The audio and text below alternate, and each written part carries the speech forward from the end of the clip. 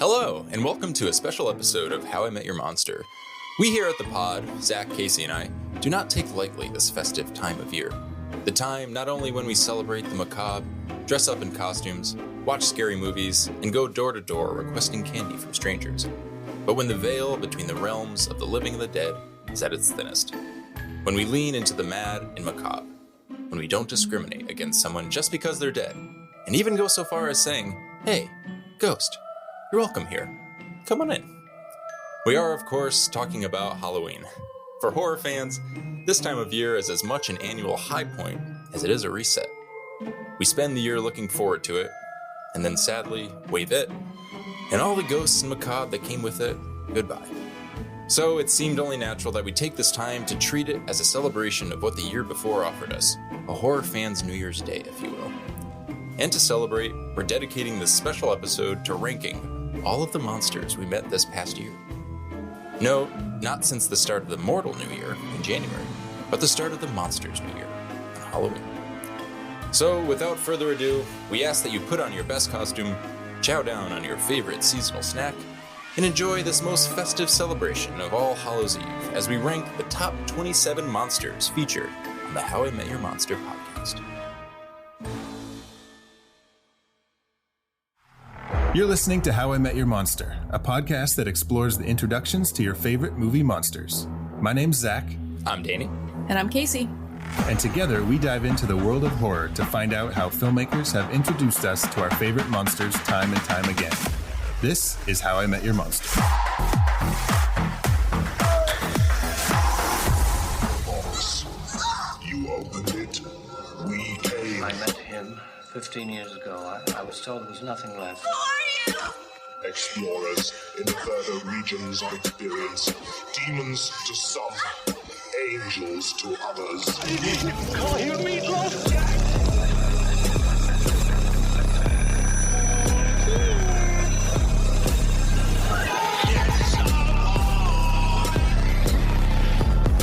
Surprise, Sydney.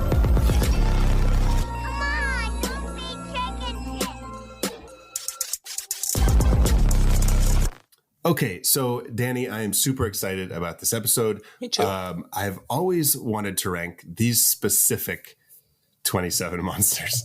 Me too. It's been my life's purpose. Oh, yeah, me too. They've been on my list for years. Ever since I was a kid, I was like, I can't wait till Halloween 2023 when I get to rank Even these though monsters. I haven't even heard of The Innocents until a month and a half ago. But you knew deep in the back of your head that it was there.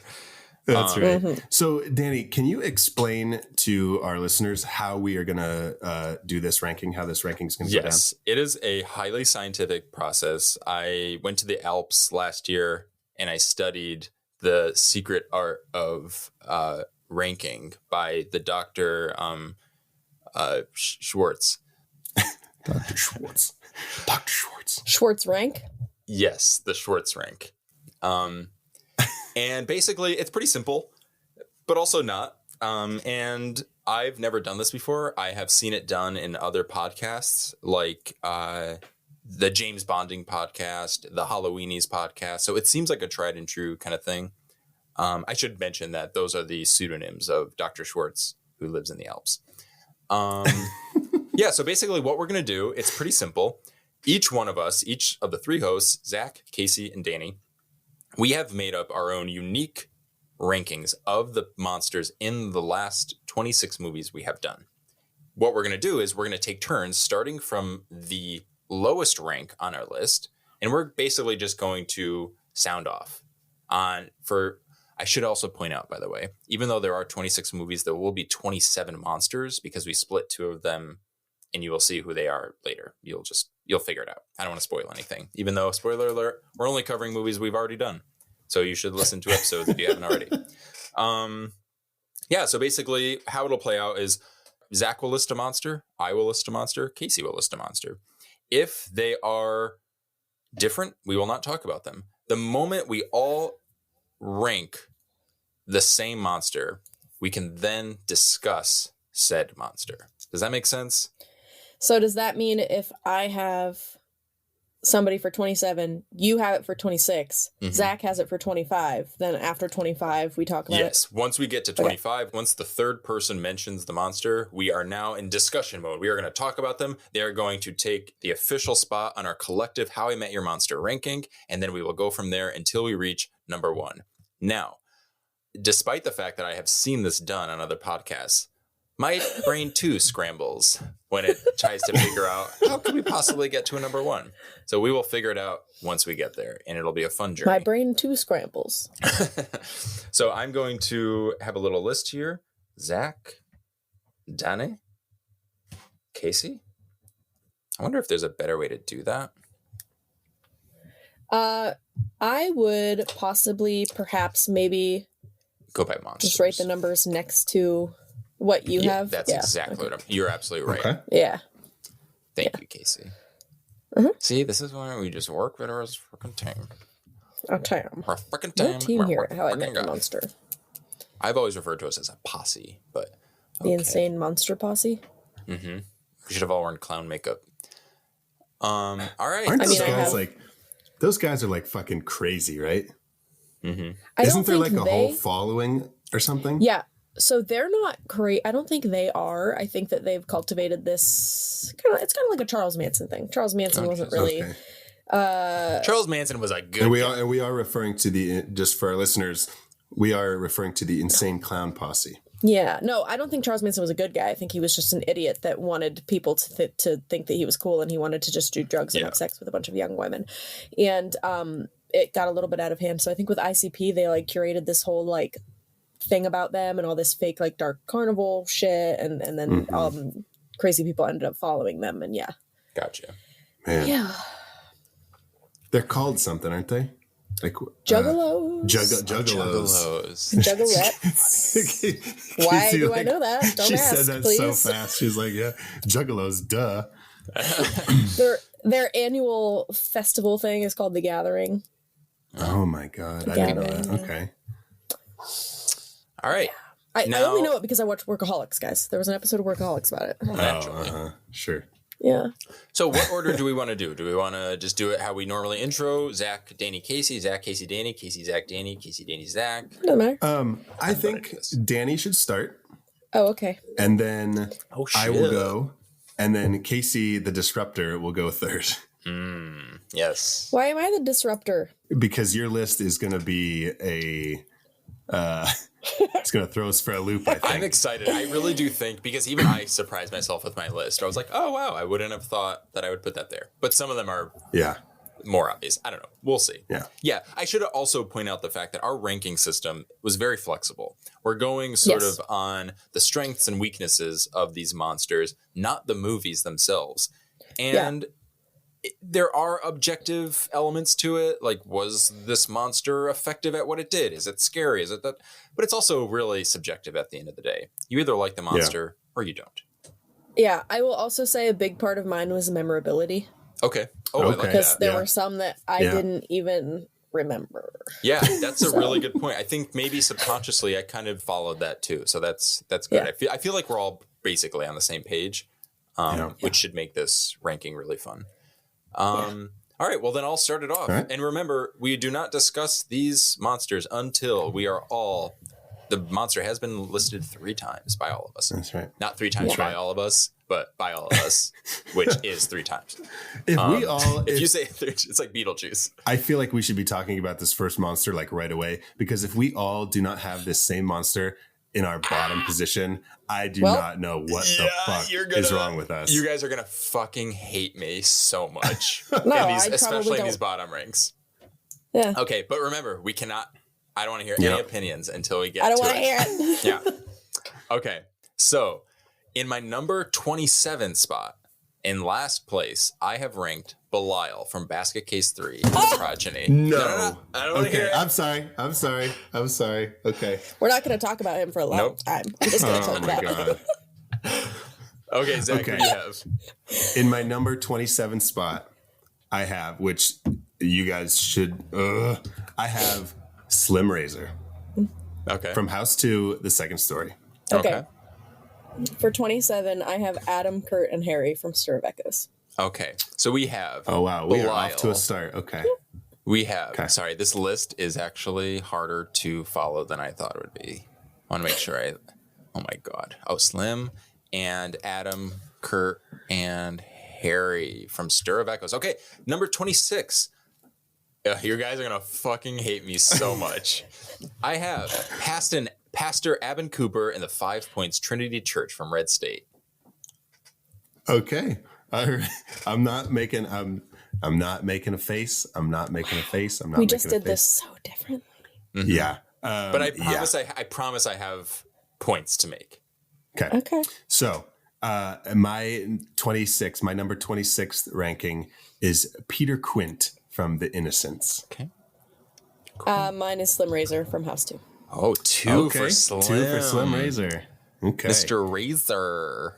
Mr. Racer. Mr. Cowboy. Mr. Lava Lava. Nope. All right.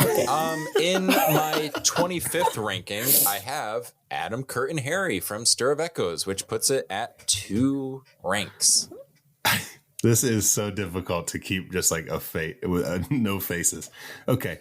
Number 25 for me, I have The Christmas Zombies from Anna and the Apocalypse. Okay. I also have the Christmas Zombies for number 25. Ooh, interesting. Okay. 2 for Christmas Zombies, 2 for Adam, Kurt, and Harry, and 2 for Slim Razor. Guys. We are on 24. 24, I have Slim Razor, which means we are going to be talking about Slim Razor right now. So, without further ado, we are getting into our first discussion. We are going to limit this to a quick max 5 minutes. Let's get out what we like, what we don't like. I don't think we even need 5 minutes. I thought of House 2. I thought about the movie. Did not think about Slim Razor. Forgot he was in it. Didn't remember his name until you told me. He's stuck in that house for some reason that we can't figure out. Yeah, officially we have Slim Razor in last place. So I'll just say, because the things that I loved about Slim Razor, or not, all right, that loved is going. There are things that you loved about Slim Razor? There were strengths. I would say that the idea of a zombie cowboy is pretty cool. I actually think that's like a kind of a neat idea. I think his look isn't great, but for what it is, it's pretty effective. He's got a great horse, which I did not consider in my ranking, but as in terms of like the whole package. And also, horse, I'm coming from a very biased stance where Slim Razor scared me as a kid. I watched it as a child. It doesn't scare me now, but I can't get rid of that. In terms of weaknesses, he's completely ineffective. He literally lives in the house and still cannot accomplish the goal of procuring a thing that is already in the house. And I actually don't know what his goal is. What is his goal? What is he trying to achieve? And why can't he achieve it? Yeah. If I remember right, he like knows where is it like an egg or something? He like knows. He knows where the egg is. Is it not an egg or a skull? Oh, it's a skull. It's a crystal skull. He knows where the egg is, you guys. I think you're thinking an egg because it is taken by the pterodactyl dinosaur. Because there are pterodactyl dinosaurs in this movie. Were you picturing like this ornate, like Russian, like decorated egg? This big, like ostrich egg that they sell in the fireplace. A Fabergé. Slim Razor's looking for the Fabergé egg. So he knows where the egg is. But yeah, like you said, Danny, he can't get it. And I don't understand why, because he's just dumb. He's all talk. And I hate to just be so general and just say he's dumb, but he's dumb. He's dumb. I didn't like his look.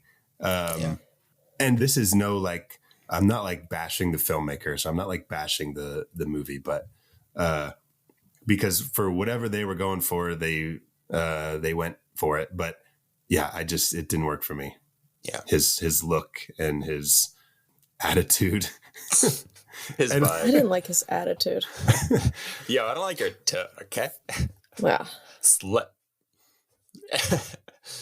All right, Zach, what is your number 24? Oh, that's right. Okay. 24, I have Angela from Dashcam. Angela. Okay. Casey, where is your 24? She's got that hair. You got that crazy look in your eye. I have Ghostface from Scream 6. Okay. Ghostface. Scream sucks. Okay. I was expecting more of a reaction from Danny. I'm trying to hold it He's in. holding it in. Trying to hold it in. And the reason I'm holding it in is because in my 23, I have Ghostface from Scream 6. Oh, okay. Okay. Yeah. A little bit of a twist, Okay. and we'll figure that out later. Yeah. Okay, so that was your 23. Yeah.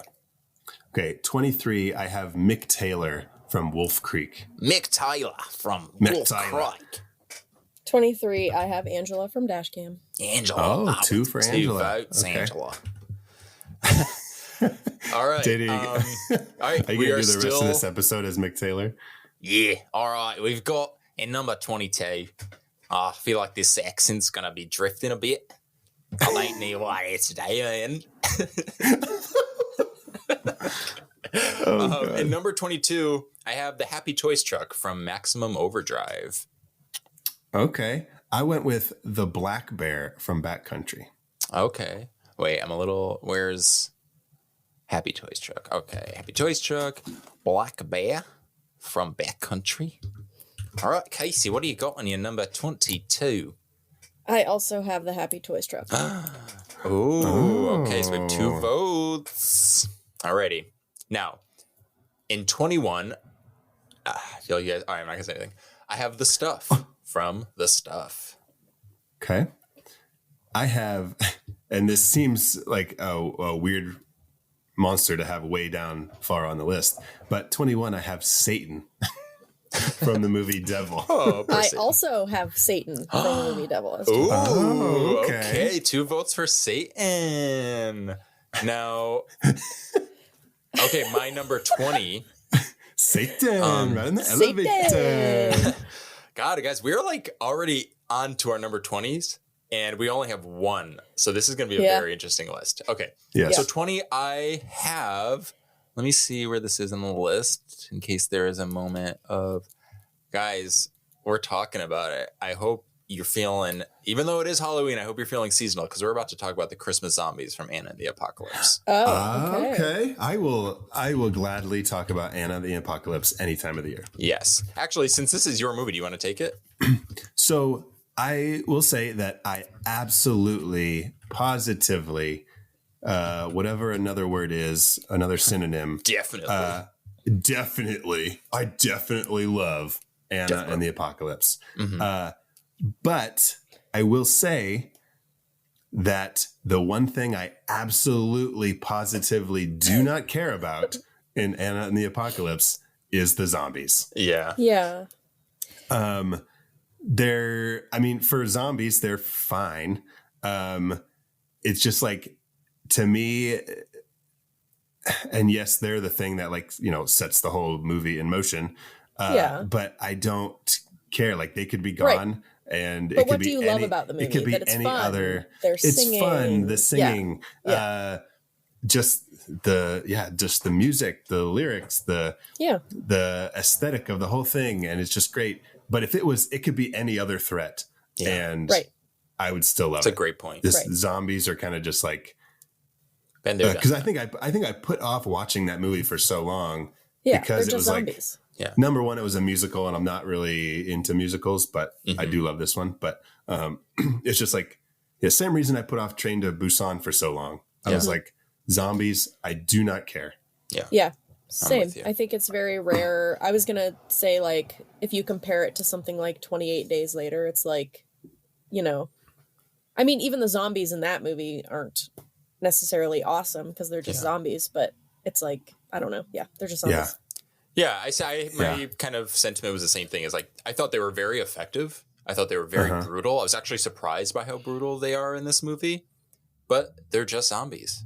Yeah. It's a hard sell. So I think we're all It is. in agreement. Like, I feel like we're kind of all coming from the same place. Yeah. All right, with that, guys, let's leave the Christmas zombies behind and let's head into we're in our 19s. Oh no, you guys need to finish your 20s because I closed off the 20s with that. So Okay. So number 20, Zach. And I think, if I'm not mistaken, we're going to talk about another monster here. I have Adam, Kurt, and Harry from Stir of Echoes. Oh my God. We sure do. Adam, Kurt, and Harry from Stir of Echoes. I don't remember the name. Yeah. So they just like, so the movie itself, I think, is very memorable. Chef's Kiss, yeah. It's so good. The movie's so good. The monsters are not so memorable. Yeah. And it might just because they're just people.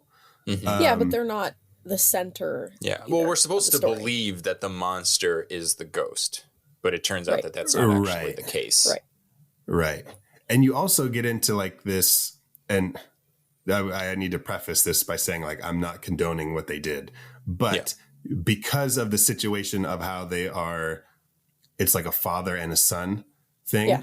It gives you like this whole other kind of like level of the dad's like, oh, he's got his whole life ahead of him. He didn't mean to do it. It was an accident. Yeah. And then you think like, okay, what he did was absolutely 100% wrong.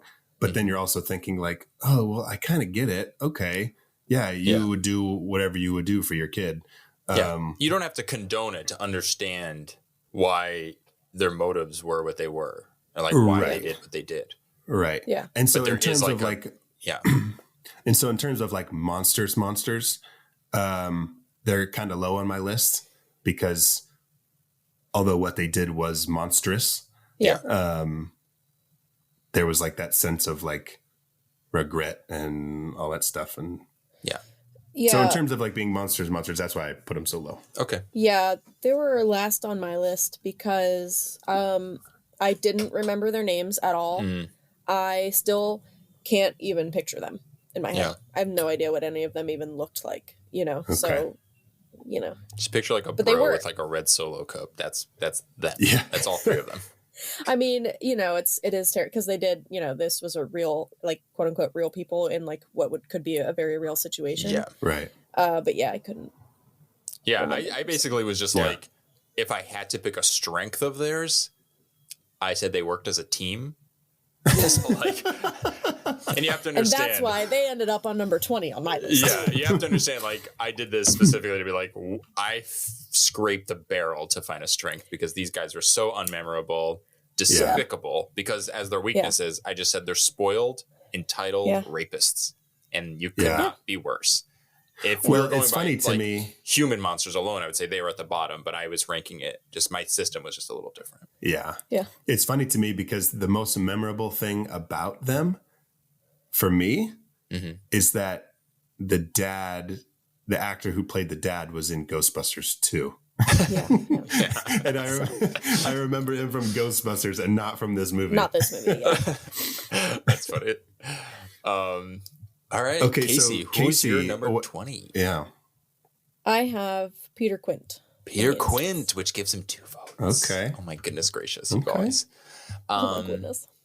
All right, so now we are officially past our personal top. Well, no, not top 20, but we breached out of the 20s. We are now in the teens. We're at number 19. Okay. And you guys, I hope you have your summer dresses ready because we are heading to Bly Manor and we are going to meet Peter Quint from The Innocents, ranking at summer dresses. Yes. Okay.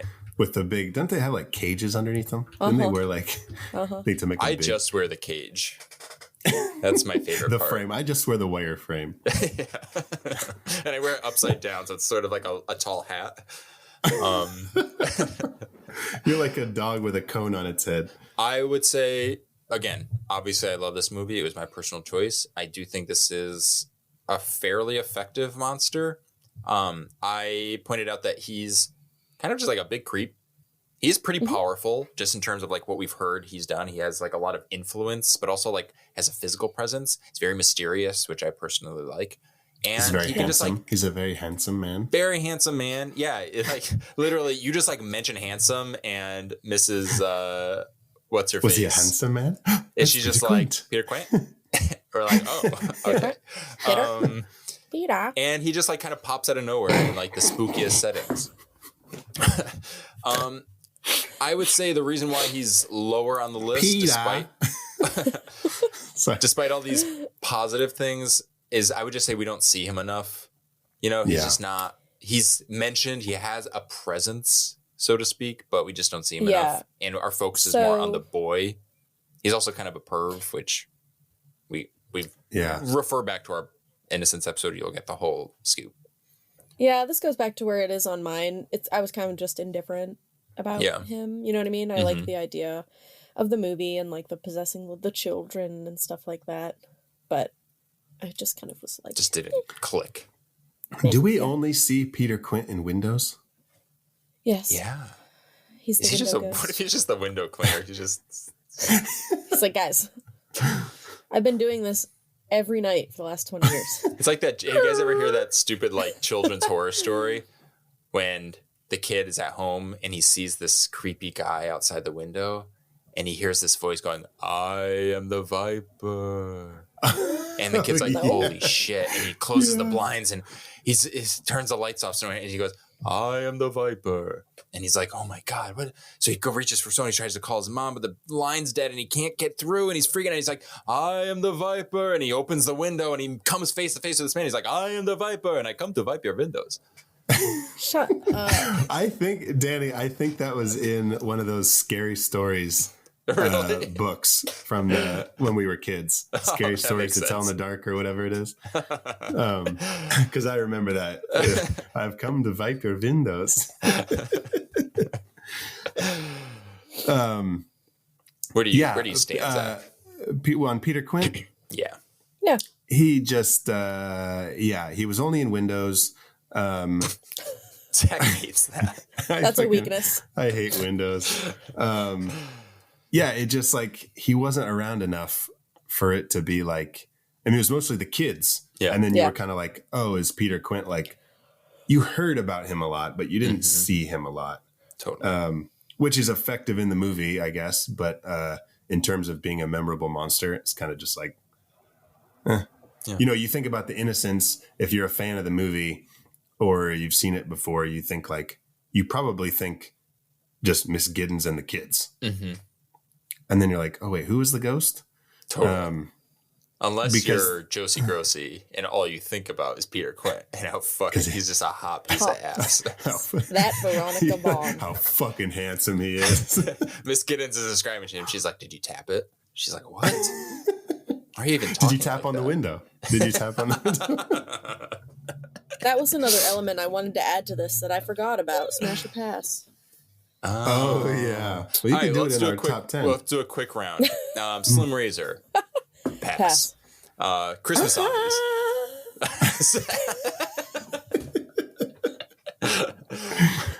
Christmas zombies. Pass. Pass. Yeah. Adam Curran Harry. Big pass. Pass. Yeah. Yeah. Pass. Peter Quint. Smash. Smash that window, bro. The fuck out of him. I want to smash and be smashed by Peter Quint. Yeah. All right, and with our first round of Smash or Pass, we're going to move on to our number 18. We're not going to talk about it, but my co-hosts are going to slit my goddamn throats. No, we need 19. I haven't done my 19. Oh, shit. I'm so sorry. You did Peter Quint was the first one on 19. Yeah. So for me, my number 19 was the Happy Toys truck. Okay. Wait, is that Overdrive? So we're going to talk about the Happy Toys truck. Oh my God, it's such a big setup for the next one, but we are now talking about the Happy Toys truck. That's right. He's so cool looking, Green Goblin style. Yep. But again, the trucks are like stupid. Yeah. Right? And like, you know, they are just trucks, but they're like taken over by an alien presence of some sort that we don't see. Yeah, we don't see that. It's like the Peter Quint of it all. It's like there's a lot of talk. Yeah. And then when you see it, you're like, Yeah, because they don't do anything. They just want gas. Right. That's it. Yeah. They just drive. They just drive around. I pointed out that they run into things. They're very intimidating in terms of like size, and they are focused. They have like a goal. And it's Stephen King. So I gave it points simply for being a Stephen King story. I love Stephen King. But they're just not scary. They're too repetitive. And they squander any and all chance at domination, which is supposed to be their one goal. Like, Yeah. Right. guys, you're trucks. You literally are supposed to just go somewhere, and you can't even. They just circle. And like we had talked about this in the episode, that like the fact that he's the Green Goblin doesn't make any sense. Right. Like it looks cool, but there's no reason for him to be the Green Goblin. Right. What if Spider-Man showed up at the end? This is part of the multiverse. I mean, It would make more sense than the setup for the movie. Like, oh, it's a Spider-Man movie. I get it. yeah. Yeah, man. Okay, Oh, so I guess it's my Casey, turn. who is your 19? My number 19 is Mick Taylor. Mick Taylor from Metzyla. Wolf Creek. Wolf. No, that's Wolf Creek. All right, Yep. that's 2 votes for Mick Taylor, but we are not talking about Mick Taylor. No, We because aren't Danny has something controversial. Yeah, he's- very he's controversial thinking choice of. in my number 18, and it is Gregory Tudor from Ice Cream Man. Oh, okay. Not a big ice cream fan, I see. Okay. Does it give you that gas? A lot of gas. A lot of gas. I like to be Very gassed good. up, but I don't like to be gassy. My number 18. Yeah, we're on 18. My number 18 is The Stuff. Ooh, 2 votes Okay. for the stuff. Interesting. Very interesting. Casey Yeah. coming through. Zach's a lot more controversial to me because I also chose Gregory Tudor. Oh, interesting. Okay, Yeah. now we're getting somewhere. That's right. So now we're on 17. 17. Yeah. That takes us to my vote, which is The Payment Cult from Last Shift. Okay. Okay. Chalk up another vote for The Payment Cult, because that's my Okay. 17 as well. Nikes. Look at us on the same page. Well, you guys are going to be upset with me because I have the Overlook Hotel from The Shining. Okay. I'm actually not going to count that vote. There is a reason why. Oh, I can't wait to Okay. hear But it. you'll But find out. we're not going to talk about Yeah. it right now. And I'm I going know to we're not control gonna talk about it myself. right That is my Okay. fault for even diving into Okay. that pit of shit. Okay. Number 16 on my list, I have Satan from the film Devil. Oh, we're going to talk about it. Yeah, then. we're talking about it, y'all. Oh, Yeah. okay. All right, so Satan. It's just a poor excuse for a depiction of Satan. Yeah. Yeah. Yeah, he's I like really the not movie, there. But yeah. Yeah, I feel like he's very But, you know- playful and theatrical. You know, he's doing this. He doesn't have to kind of put them through this whole, scenario and all this drama, Yeah. but he does. And for that, I appreciate that. It's kind of fun. Yeah. Yeah. But he's Does kind let of it like out as also well. very forgiving. He like really plays by the rules. Just because the guy's like kind of decent at the end, the devil's like, Yeah. I really liked It's you. I like, wanted oh, to take you down a hill. Dude, you're fucking Yeah. Satan. Like, take him down a hill. You do whatever Yeah. you want, Yeah. but he doesn't. That should have been the twist in the movie is the devil's doing one last trick to be like, oh no. And it's like the false, piece, the false safety. And then Yeah. Yeah, for me, it was just that like the movie's called Devil, and then you don't really see the devil. 'Cause- Yeah. Well, I guess you never see the devil because he's always inhabiting somebody else's body. Right. yeah. Right. Which, I mean, in a way is fine. Like, Casey, I think you mentioned this too. Like, I like the movie. Yeah. It's just the depiction of Satan in the movie was kind of lackluster for me. I think that he could have been a lot more sadistic. I think. Yeah, I agree. It Yeah. has a lot of promise, and the movie is very fun. But what if the movie ended where the devil was not there, but you like zoom out and you realize the elevator is like the devil's stomach, and he had just eaten their souls, and like they're actually inside the devil. Oh my God. Okay. Like the so snow globe and Krampus. Oh yes. yes, but when you guys were kids, did you ever, like, I did this all the time and I still think about it from time to time. I don't believe it, but I think about it. Did you like give your bodily functions like some kind of like, to me, there was always like little people inside. Yeah, like your body's a machine. Like- It's like Osmosis Jones. There's a whole city. Osmosis Jones. So Totally. the elevator reminded me because like when I would throw up as a kid, I would think like, oh, like the food's going down the elevator and then the people are in Ding, your going stomach up. are like, they're like no, there's no room. Like, no, send it back. Or like, we did, we can't handle it. Like, send it back. And then the elevator goes back up and it's like, bleh.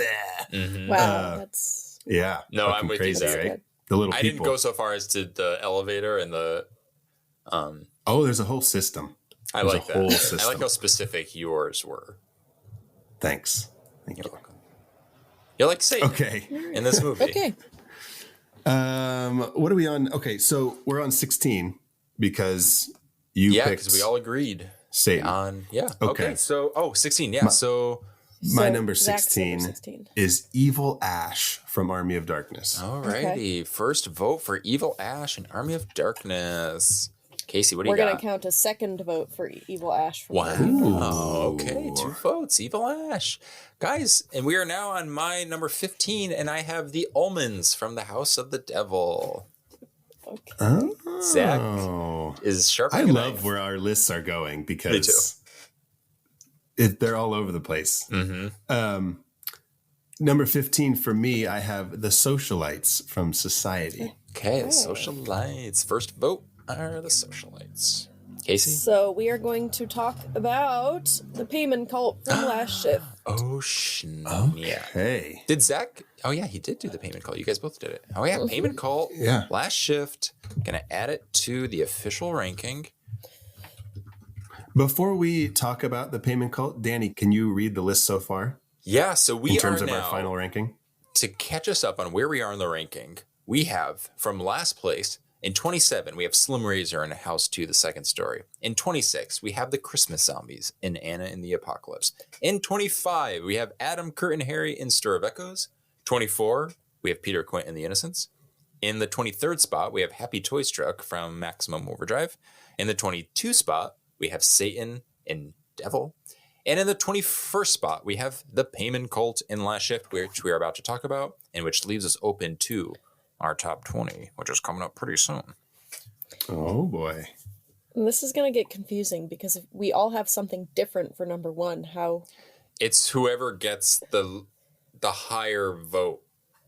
Okay. So okay. if you get more votes for the higher one, then that one takes precedence over the previous. Gotcha. Okay. Yeah. So the Payman cult is cool. It's a cult. Yeah. Yeah, I thought they were very effective. I also liked kind of like how we talked about Satan. They really lean into the theatrics of it all. Yeah.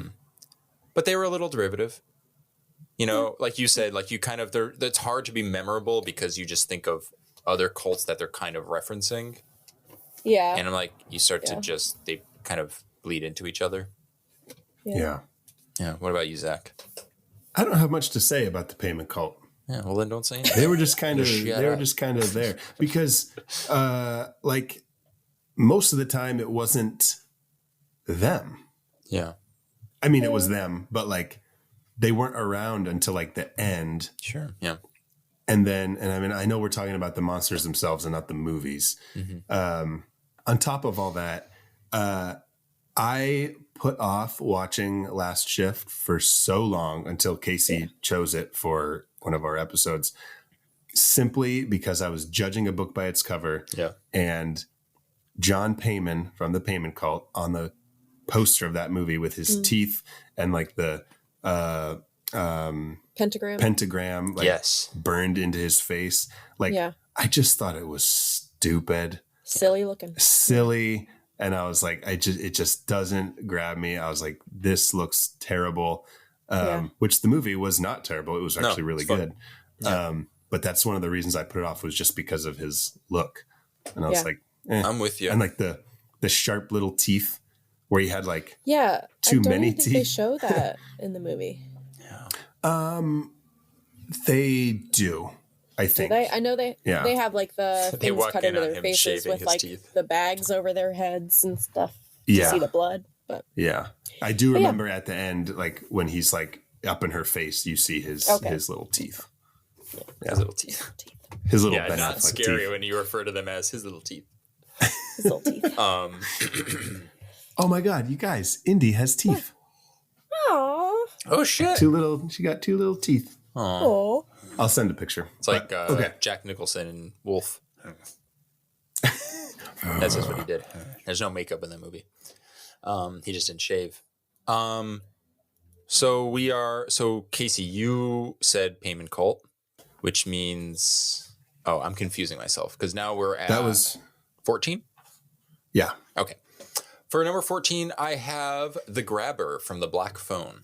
My number 14 is The Sharps from Crimson Peak. Okay. The Sharps. Okay, I have Norman Bates. Okay. Awesome. Good for that pick. Yeah, your face is really red, Danny. Matches your shirt. Okay, so that puts us at number 13. For number 13, I have The Socialites from Society, which puts it at 2 2 votes for The Socialites. Yeah. Zachary, Number 13. Oh my God. I hear the trucker coming. I hear the sound coming through the neighborhood. We're about to talk about Gregory Tudor, the ice cream man. Where is he? Oh my God. I was like, what? Greg Tudor, ice cream man. Greggy T. Greggy C. Lovely. Yeah, so why do I have him in number 13? Yeah, I'm looking at my list too. Where is he? I have him at 18. He was a good monster. Mm-hmm. Yeah. I actually could have used a bit more monstrous acts. Yeah. A lot of the stuff he does is off screen. Yeah. And I wanted to just see more of what he was doing. Because he was definitely unhinged, right? Mm-hmm. But they didn't throw it all the way over like they could have. But they show him kind of being really sympathetic to the kids who should have been his victims. Yeah. So you kind of lose that. You're not really that scary he because now I don't know if you're going to even though he was totally so unhinged. Yeah. Mm-hmm. And he doesn't really utilize the whole ice cream element. He does. He doesn't. But he doesn't. It's no, because I'm thinking that they're going to be made into soft serve, and he was just throwing their guts into the containers. Yeah. So, Yeah. Mm-hmm. I mean, he did use he did use one of his strengths, I think, is his use of waffle cones. Yeah. For sure. Custom made waffle cones. Yeah. Yeah. For sure. They look delicious. I almost feel like he made the waffle strong. cone after he decapitated the guy. That was a strong waffle he was cone. inspired by the decapitation. Yeah, they were very... You wonder what they were made out of and if they were even edible. And hold a head in it. They're steel ice cream cones. He didn't really have a motivation. Yeah. It was just crazy. He was... Yeah, exactly. You're absolutely right. He does not have...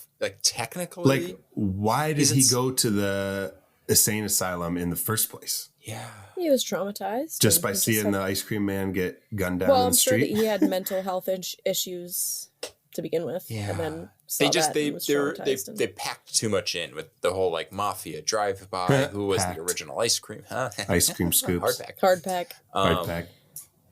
Yeah. Yeah. He makes attempts to be creative, but ultimately it doesn't.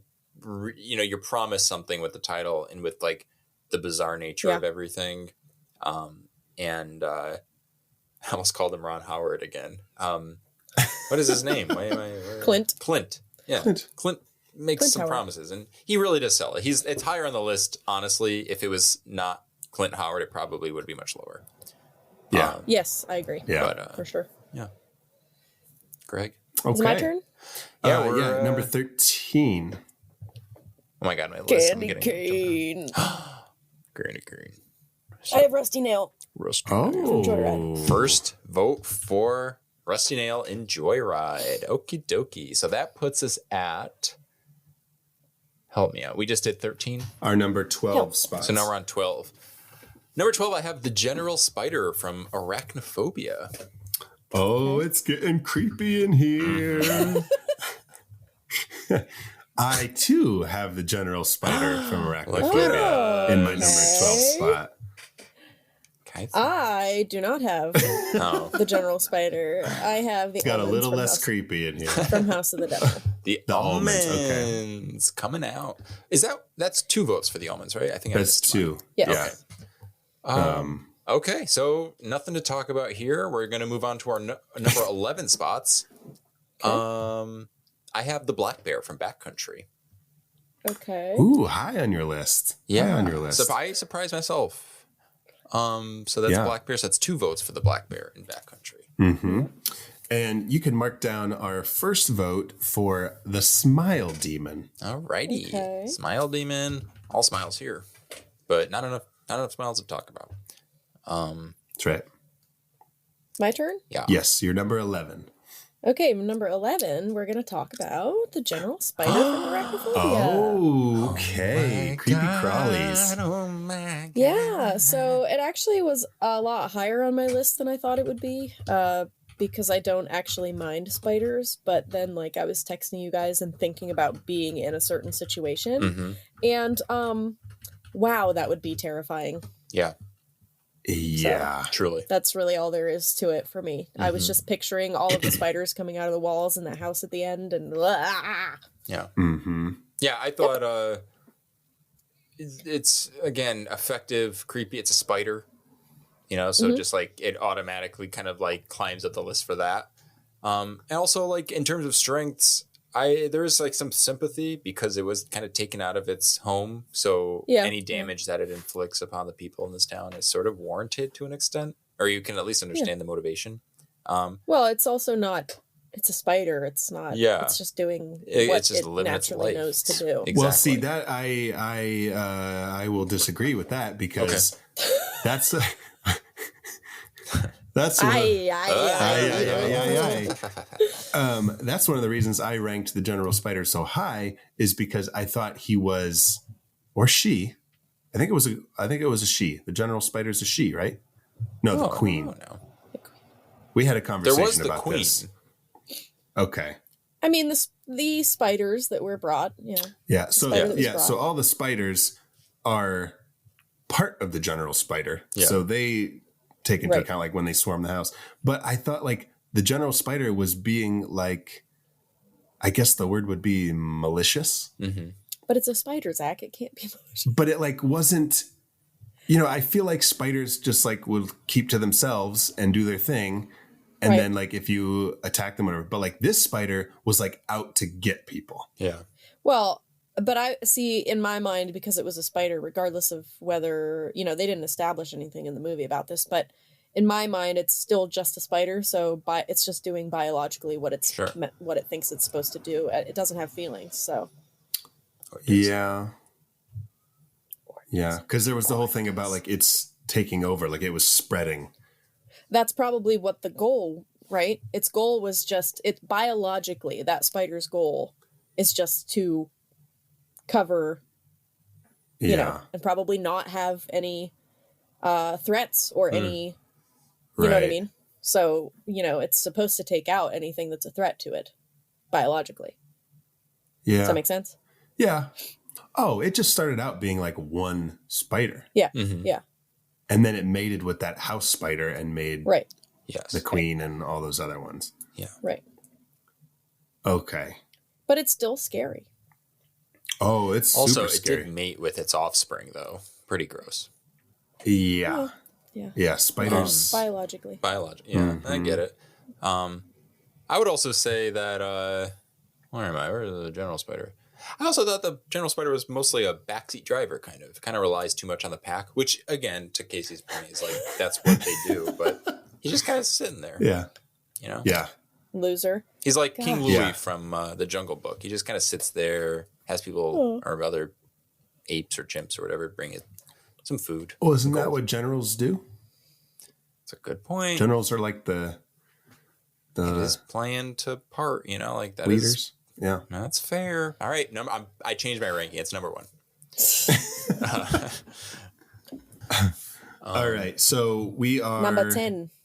Yeah, we're talking about our number 10s now. All right, number 10. I have, let me see if we are talking about it before I jump into it, but I don't think we are. No, I have number 10. I have Rusty Nail from Joyride. Puts us at 2 votes. Zach. Yeah. We're visiting the House of the Devil because I have the almonds. Oh my god. Okay. in my number 10 spot. Here we go. Okay. Knock, knock, knock. You guys home, Omens? I thought they were Almonds? very effective Yes. in terms of they were doing the devil's work. They Literally. were, So they, I would say, as compared to the Payman cult, the almonds had a true goal, Yeah, like a clear Yeah, goal, totally. right? Mhm. So yeah. And they did their research. They Yep. found the house where the eclipse would be. It was an eclipse, right? Yes. Where the eclipse would be the strongest, like the best view, I guess. Yep. Oh, that's a good point. So they knew what they were doing. They were planned out. They had their son, I guess, Yeah. in Yep. the role of the pizza delivery man. They got him Yeah. hired. Very diverse. Yeah. Yep. terms of They their work even ethic. gave the babysitter pizza money so that she would like. Yeah. They just had a whole plan Yeah, figured very out. I staged. love- Totally. I love a plan. Mhm. I Mhm. love Yep, organization. we know that's about So, you. Yeah. Yeah, Also, just like a nice gothic aesthetic. for Mhm. sure. You know, just visually, Yep. they're nice to look at because they just fit Yeah. that. And Because that whole movie's also- atmosphere, and they fit into that atmosphere. On top of that, they were like nice people. Mm-hmm. You know, that like kind of was part of their charm was that they weren't like like they didn't seem like monsters on the surface. They were just sure, like you know, he was real kind of like docile and Mhm. just They're very nice mild and- mannered. Yeah. Yeah. mild mannered. That's yeah. Yeah, I would say the only thing that's really going against them for the most part is they're really more just like stooges than anything else. They're not the monster. Yeah. They're like the gatekeepers to the monster. They're so help feeding the monster. yeah. So while that is effective and important, they're not the main. They're not the head honcho. Yeah. Mhm. But also like they have their plan and they stick to it. Yeah. Like no matter Yeah. what, because like when the pizza boy pizza almond, That's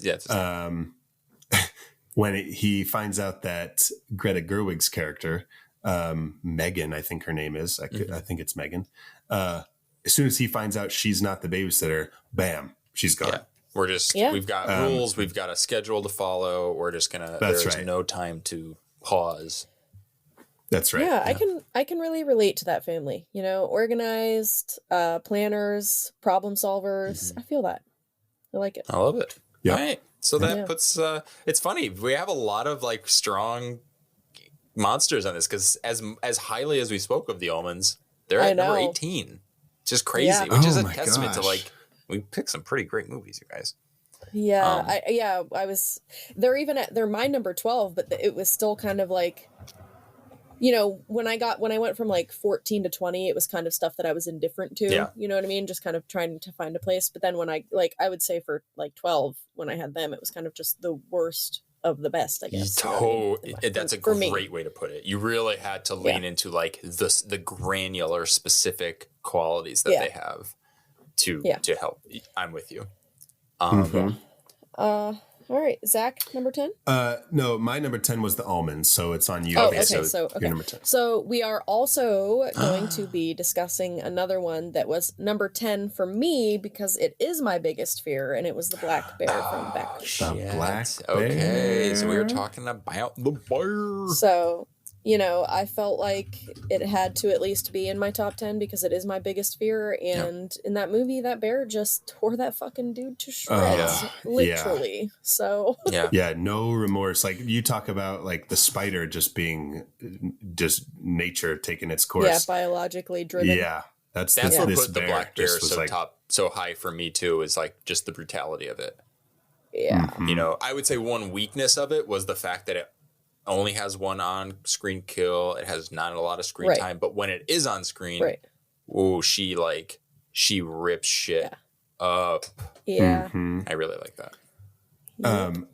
And in terms of like in kind of comparing it to like Cocaine Bear, Yeah. where Cocaine Bear was like after you, Yeah, like it was coming to get you, it was hyped up, it was going, but like On this, cocaine. it was on cocaine. This, since this bear was not on narcotics, cocaine. Right. Cocaine. it was just like, you know, when they were in the tent, it was kind of just like chilling. It was kind of just like looking around.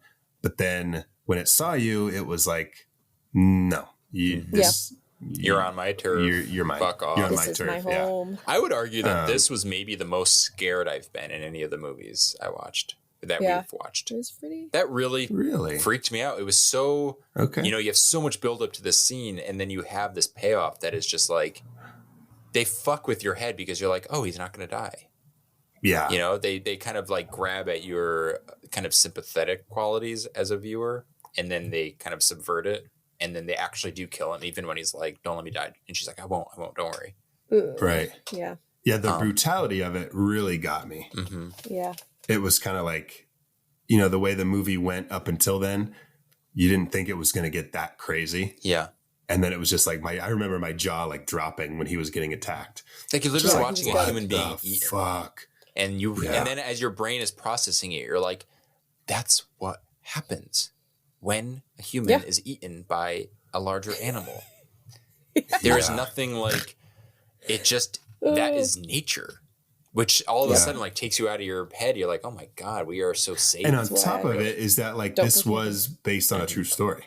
Yep. And so it's like Awful. Ugh. And the bear survives. Mm-hmm. You Yeah, know, like bears she comes just out, like you came on her turf, you saw what damage she could inflict, and then she's like, deuce. Yep. Yep. Yep. All right. All right. 17, black bear in backcountry. It's crazy to me that we are in our top 10 personally, but only number 17 on the. It's very disorienting. That's because we've had very different Yeah. feelings. Yeah. about Very it. so now disorienting. everything We're here, now going we're to be gonna talking quite a bit. Yeah. So that puts us, we're at number 9 at our person. Number 9. Yeah. All right. So Number 9. guys, I mean, this is really no Guys. surprise because I don't think we're talking about, I don't think everyone is necessarily going to be an automatic talk, but we are going to be talking about this one, which is Evil Ash Okay. in Army of Darkness. Okay. Okay. Yeah. I don't have much to say. Yeah. He's very fun. He's very Very funny. fun, yeah. He has a He's a funny guy. great Yep. look. I mean, he literally leads an entire army, and he's only 2 days old. So that's like, I mean, what Amazing. I was doing at 2 days Very old. advanced. Very advanced. So Yeah. you have to give him Very credit. advanced for his age. But my issue with him mostly was he doesn't really utilize, you have all these, well, I guess at this point you only have the first 2 movies, but he doesn't really utilize the Deadite abilities and powers that we've seen that are so brutal. And then you're supposed to put that onto an entire army and you're like, oh my God, like there's no way to lose. So I just think he squanders that opportunity a little bit, which is why he's not as high. Yeah, that's kind of why he was in my little indifferent area, Yeah. because obviously I love the movie. I love the Evil Dead movies in general. But yeah, for the third one, it's very fun. Obviously, medieval times, that's cool. But yeah, like the regular Deadites, would be much higher on my list, like the ones like from the first 100% Evil Dead, agree. Yeah. the second Evil Dead. Or even like that, that like, it's like a deadite that like, it's like it flies and it captures the girl and takes her. Yeah. But like Evil Ash just kind of like commands a bunch of skeletons. Yeah. Like his whole army was skeletons. Yeah. And it's like, dude, what are you doing? I love how anti-war we are in this post. It's like anytime as a general, we're like, fuck you, dude. You fucking suck at your job. You fucking No sitting war. on your ass doing nothing. All right. All right. Well, that's all we have to say about that. Yeah. No, number 9. Great, Zach- great movie. number But Yeah, great movie. That goes without saying. But Yes, Evil of Ash, course. not the best. He was in my top 10, but, Yeah. nah. Number 9 for me is Ghostface from Scream 6. Oh, we're gonna So talk we're about talking it. about Ghostface. We are. We did say that we kind of don't want to spoil Right. too which much, but I think we could I get don't away have to with spoil. it without spoiling. Why we like Yeah, they're pretty far down on my list. I love Scream. I love the movies. I know I'm not one of those people that is upset that they keep doing the same thing over and over, because I know what I'm getting into. I know how self-aware they are, which I like. But that being said, if we were talking about Billy and Stu, obviously they'd be like top 3, right? Yeah. But we're talking about the same thing they've been doing for the last 5 movies, which is just I'm not really going to say, but it's just There is a more of repetitive the same factor kind of here. thing. Yeah. So you guys had Ghostface lower on your lists Yes. from Scream 6. I had Ghostface higher based solely on, I was kind of basing my ranking on not who it ended up being, Okay. but just like Ghostface up until the finale, Yeah. where it's just iconic. No, I agree. I mean, it's Ghostface. That's literally what I wrote down in strengths was it's Ghostface. Ghostface is intimidating, great with creative conversations. You know, I would also say in this case, there are strength in numbers. But my biggest issue, and let me try not to spoil anything, I thought they were in this. I don't want to like diss the movie or the writing or any of that, but I just thought they were laughably ineffective. But that's how most of them are after the first one. But anyway, the kill count in this movie is so low and the survivability rate is so high. Oh yeah. That it's like you're right. You're right. And maybe that's not a fault against Ghostface. Maybe the characters we're going to find out are superhuman and it's going to be a supernatural series and that's where we're going.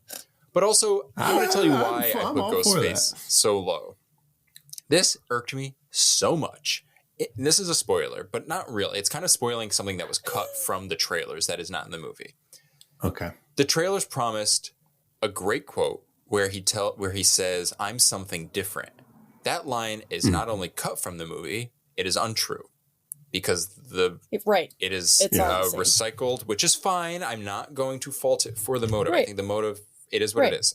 I just think I don't like false advertising. And that was such a great line. I was literally like shaking with excitement. And I think the motive is hard to swallow. And because it's just the believability factor and how they were able to there are so many, we can't even go into it. Go back to our Scream 6 episode where we talk about it. And also, my last thing I will say is Ghostface in the trailers says, "You've never seen someone like me before." What? Yeah, we have. Watch Scream 2. Yeah, watch Scream 2. Also watch Scream. I'm not gonna say anything. I just love this series so much, and I'm being as toxic as, spoiler alert, the killers in Scream 5.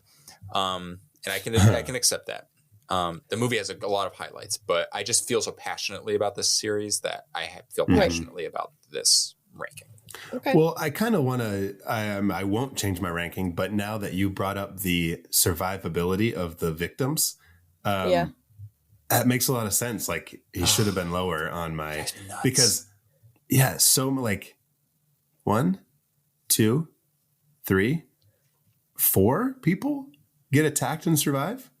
Yeah. Or 3 or 4. Yeah. I don't want to. Most notably is obviously somebody that gets stabbed like 25 times. Yeah. So how well was Ghostface doing their job? Okay, guys, all right, whoever's listening, if you don't want spoilers for Scream 6, there is on your phone, on the app, there should be like a fast forward 15 or 30 seconds. Hit that button. Right. But what if they can't? What if they're at work and their hands are wet? All right. It's very specific, but well, my hands get wet at work and I can't skip commercials and stuff and I get annoyed. Yeah. What if you're just shake your head really fast until your headphones and your hands are wet. Okay, I won't say anything. I've spoken my piece. Okay. Yeah. All right. Okay. So that was my number 9. Casey. My number 9 is the grabber from the Black Phone. Okay. 2 votes for the Grabberino. Okay. The Grabberino. The great grabber. The great Grabino. So that puts us at our number 8, which means we're going to talk about, guys, not only are we talking about it, we're going to be taking a road trip after we take a plane ride because we're going to meet Mick Taylor in Wolf Creek. Oh, I forgot about him. Mick Look at that. Taylor. That's why he was so low on Yeah, same here. I know I just went off on a rant talking, but I will very quickly say why I put this at my number 8. I actually think he's in my top 10. I would say he's very effective, very successful. He survives. I thought he was very good at hiding the fact that he was a villain when you first meet him because he's so silly, which actually made him scary, unless he really is an alien. Oh, which is part of our whole, like, Zach had that great theory. Yeah, not very imaginative. He's like too mean for no reason. It's not like someone's on his land. He's not being protective. He's just a dick.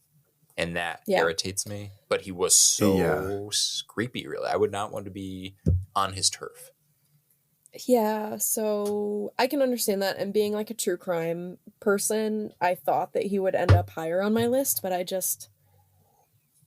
don't know. It's like this, we don't want to necessarily talk about the movies, but when it came to him in the movies, I couldn't remember much of the movie because I didn't like it.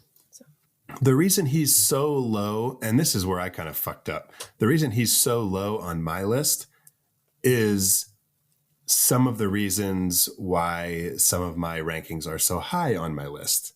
So it doesn't really make sense. But he was just too...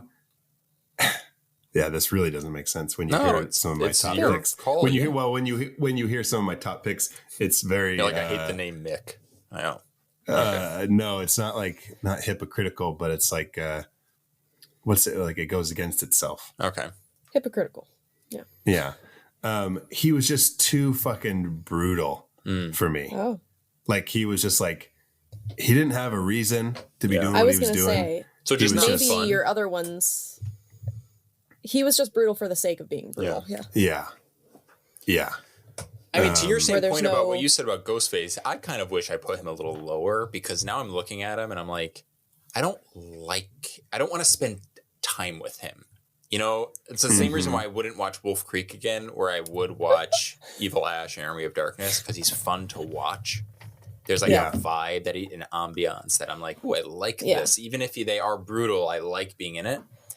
Mick, but it doesn't have that. But I understand too, Zach, because he is very brutal, but there's no... So we're getting obviously closer, you know, we haven't mentioned a few people. I'm sure that we all three of us know who those people are that we haven't mentioned yet, who are also brutal, but there's at least something behind that. Sure. They're interesting. There's a reason for it. And Mick Taylor is just some backcountry outback motherfucker who, whatever. Yeah. Again, if he was an alien, number one spot. Exactly. I'm not even kidding when I say I love that theory, and I would not totally disbelieve it. The fucking crater in the ground, and a guy who kills people and has this weird, like, what? It's pretty cool. What? I saw this fucking cartoon the other day. Not like a cartoon, but like a comic strip kind of cartoon. And it had this huge crater in the ground. And then it said something like, oh my God, like, we're so lucky that crater just missed the Welcome Center. Or like, it was like right next to the Welcome Center, which was built because of the crater. That's funny. Anyways, it was That's funny. Cute. All right. Okay, number 8 for me Zach. is Norman Bates. Okay. Oh, nice. Let me just add that. It's still top 10, Danny. At least it's not like 20 2 like mine votes was. for Norman Bates. Danny, Awesome. like, his face gets so red and his teeth clench, and then he kind of like looks off in the distance, like, okay, moving on. I would be the worst spy. They'd be like, "Are you a spy?" Just turning bright red, looking off. No, I don't think I am. I always think about that. I don't think so. I frequently think about that scene from The Departed when Leonardo DiCaprio is in a therapy session with Vera Farmiga, and he's like, "My hand does not shake." And he puts his hand up, and it's still. If that was me, I'd be like, it looked like I was having a seizure. That's how frantic I always am. I'd be like, my hand never stops shaking.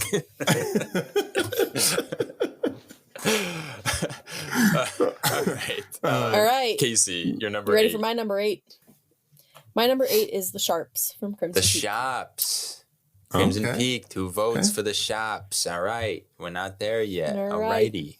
The Shops. Sorry. The Shops. The Sharps. The So Sharps. now we're at my number 7. Your number 7. Okay, so now is where it's going to start getting a little, what's the word? Controversial. My number 7, I have Buffalo Bill from The Silence of the Lambs. Okay. 1 vote for Bill. Okay. Well, I hope you guys are ready to go on a bus ride to But Savannah wait to Savannah. Yeah. with This must have been really low for me. I have no idea what you're talking about. with a tuba and some babies because I get I it. think, Oh no, I think there's if only I'm one not vote. mistaken, Yeah, no, I haven't talked about Bilal yet. But let's do it because he's my number 7 too. oh, really? shit, Oh, number perfect. 7, Belial. Belial. All right, Okay. that's so funny. We Yeah. almost had to cancel our trip. Oh my No, god. we're still going. Yeah, Bilal's my number 7 because honestly, he was the only like real creature that we had. I mean, besides Evil Ash, but I don't know. Oh, good point. He's Good a point. true creature, and I thought he deserved a spot in my top 10 because Yeah, he's fucking gross. Yeah. he's gross. And I He's- love the movies. I'm sorry, I do. I love the movies. So. No. Well, and he's also like, the movies are so fun. Oh my god, Danny his brain's gonna blow up. But one of the things that I think makes a good monster is if they have, like, they're not just 100% brutal, out to get you, whatever. Like Belial has like a conscience a He little has bit. love. He's got love. He's got Yeah, love. and he's got a huge temper. When he gets pissed, he Yeah. will fucking Tear you fuck up. you up. But he loves his babies. Yep. Um, He's a family man, you know? yeah, He's he's a a family family man. As a monster, he's very unique. That's fair. He's very unique. Yes, he is very I unique. kind give of him put that. him higher on my list because of that. Yeah. Um, Yeah, especially comparatively. We have a lot of like people yeah, on our list. Yeah. yeah. So So, Danny, what are your thoughts on Belial? I know you ranked him really low. Yeah, he was in my last place, which now I feel bad about. was he? He was 27. 27. Well, Zach and I love him. If we were basing Belial, like this vote, off of part 1 of Basket Case, get out of town. Like, he'd be so high up. I love that movie. That was so much fun. I have zero strong feelings for this movie. He's still the same monster though. Yeah, Danny, we're talking about the monster, not the movie. I know. I agreed. Okay, that's fair. I will say, I just don't even remember him. Oh. I remember him like sitting down, like making a Interesting. face. I remember the fact that there were other monsters, and I believe So, he Yeah. has. Oh yeah, he has a breed of other Belials. Yeah. Yes. Nothing So to be else. fair, in Basket Case 3, which is the movie we covered, he doesn't show up. You don't see Belial until like 45 minutes in. Yeah. I do think, to his credit, wasn't there like another pyrotechnic pyrotechnic? That's fire. What am I thinking of? What's the word for a mechanical Animatronic? Animatronic. Thank you. Of Belial that looked really effective or creepy. In part 2, Oh, maybe part Yeah. 2. Okay. in part 2, they do like a animatronic, but they have like a guy's face. Yes. Like Okay. actually Yeah, yeah. like in Okay, the so suit. But that- they only do that once. Okay, so that's Yeah. another. Okay, so then no points for Belial in this case. I put points. him in the bottom. But what about like, okay, so not only is he, I'm making a case for him Please. in Casey and I's top 10. Not only is he brutal, but he's also thoughtful. What's the word I'm looking Yeah. for? I guess thoughtful. But also he's super inventive. He makes like a robot. Yeah. He does. He makes a mech.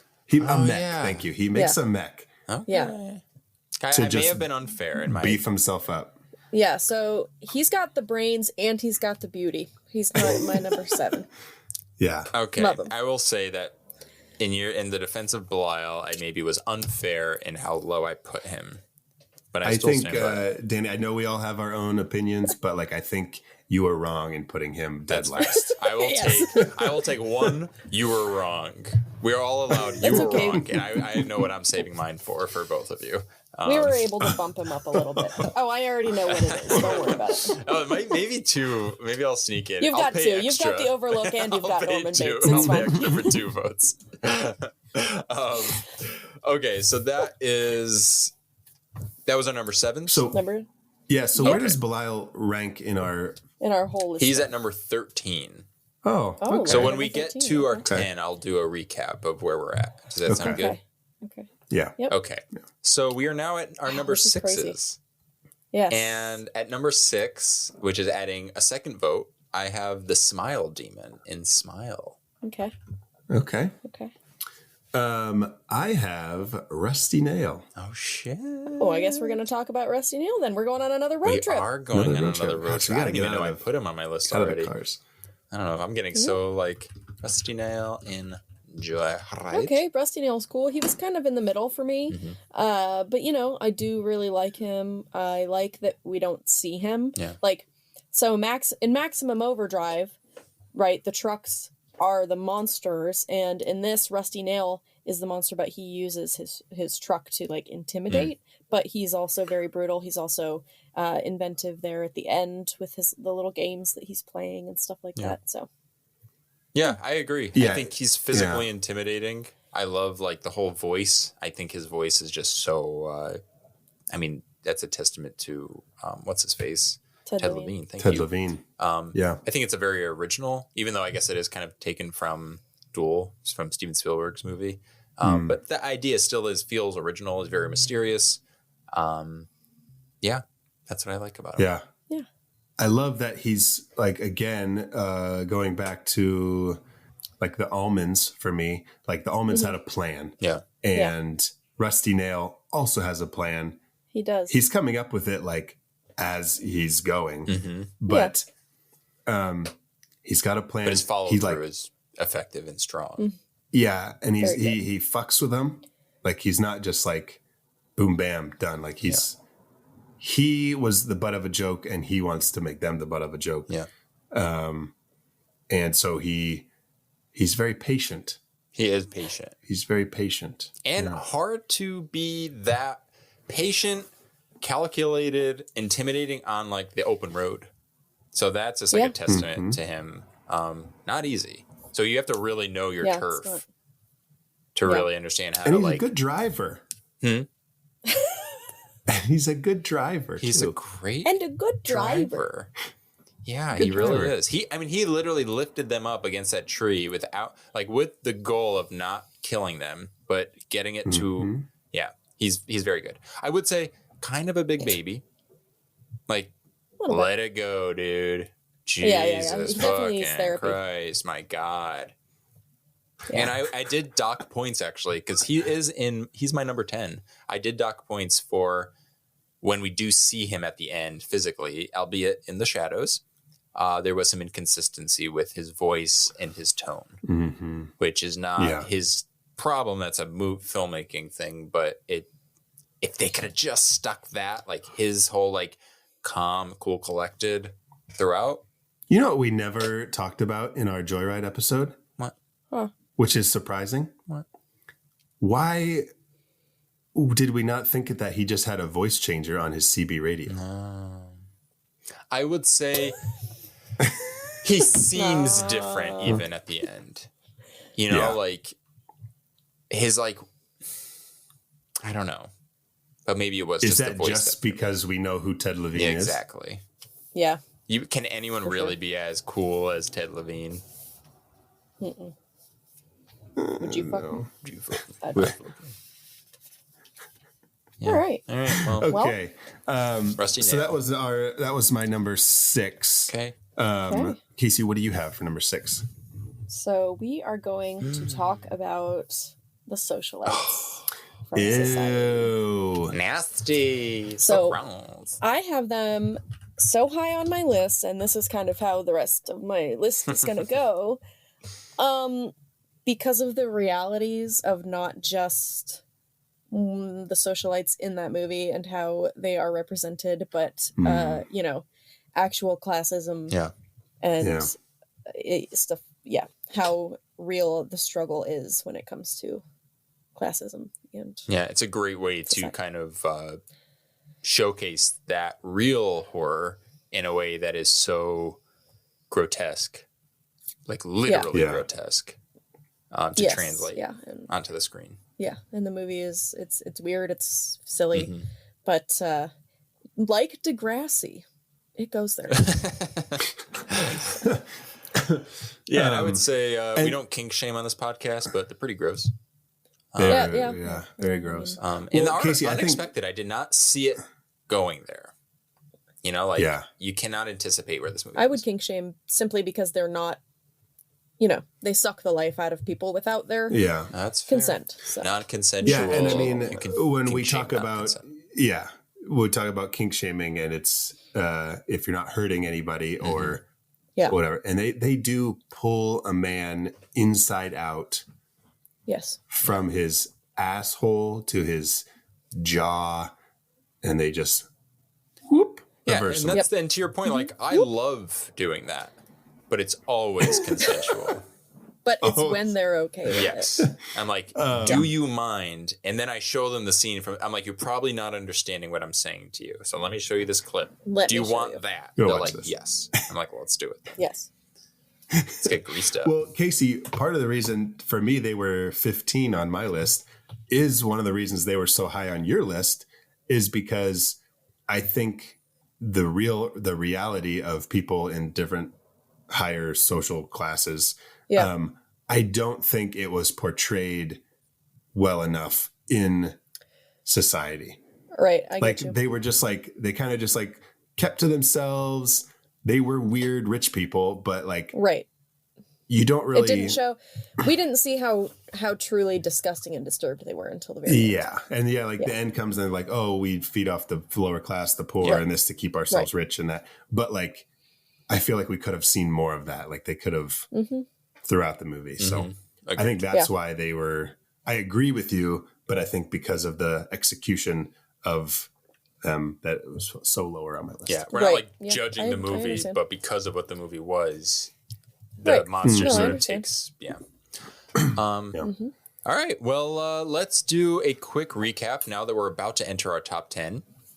I'll do a quick little run through here. We've got Slim Razor, Christmas Zombies, Adam, Kurt, and Harry, Peter Quint, Happy Toys Truck, Satan, Payment Cult, Gregory Tudor, The General Spider, The Almonds, The Black Bear, Evil Ash, Ghost Faces, Mick Taylor, Belial, Rusty Nail, and The Socialites.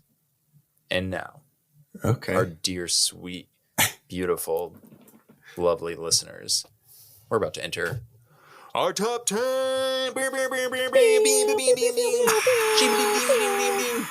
And in our left corner, we have...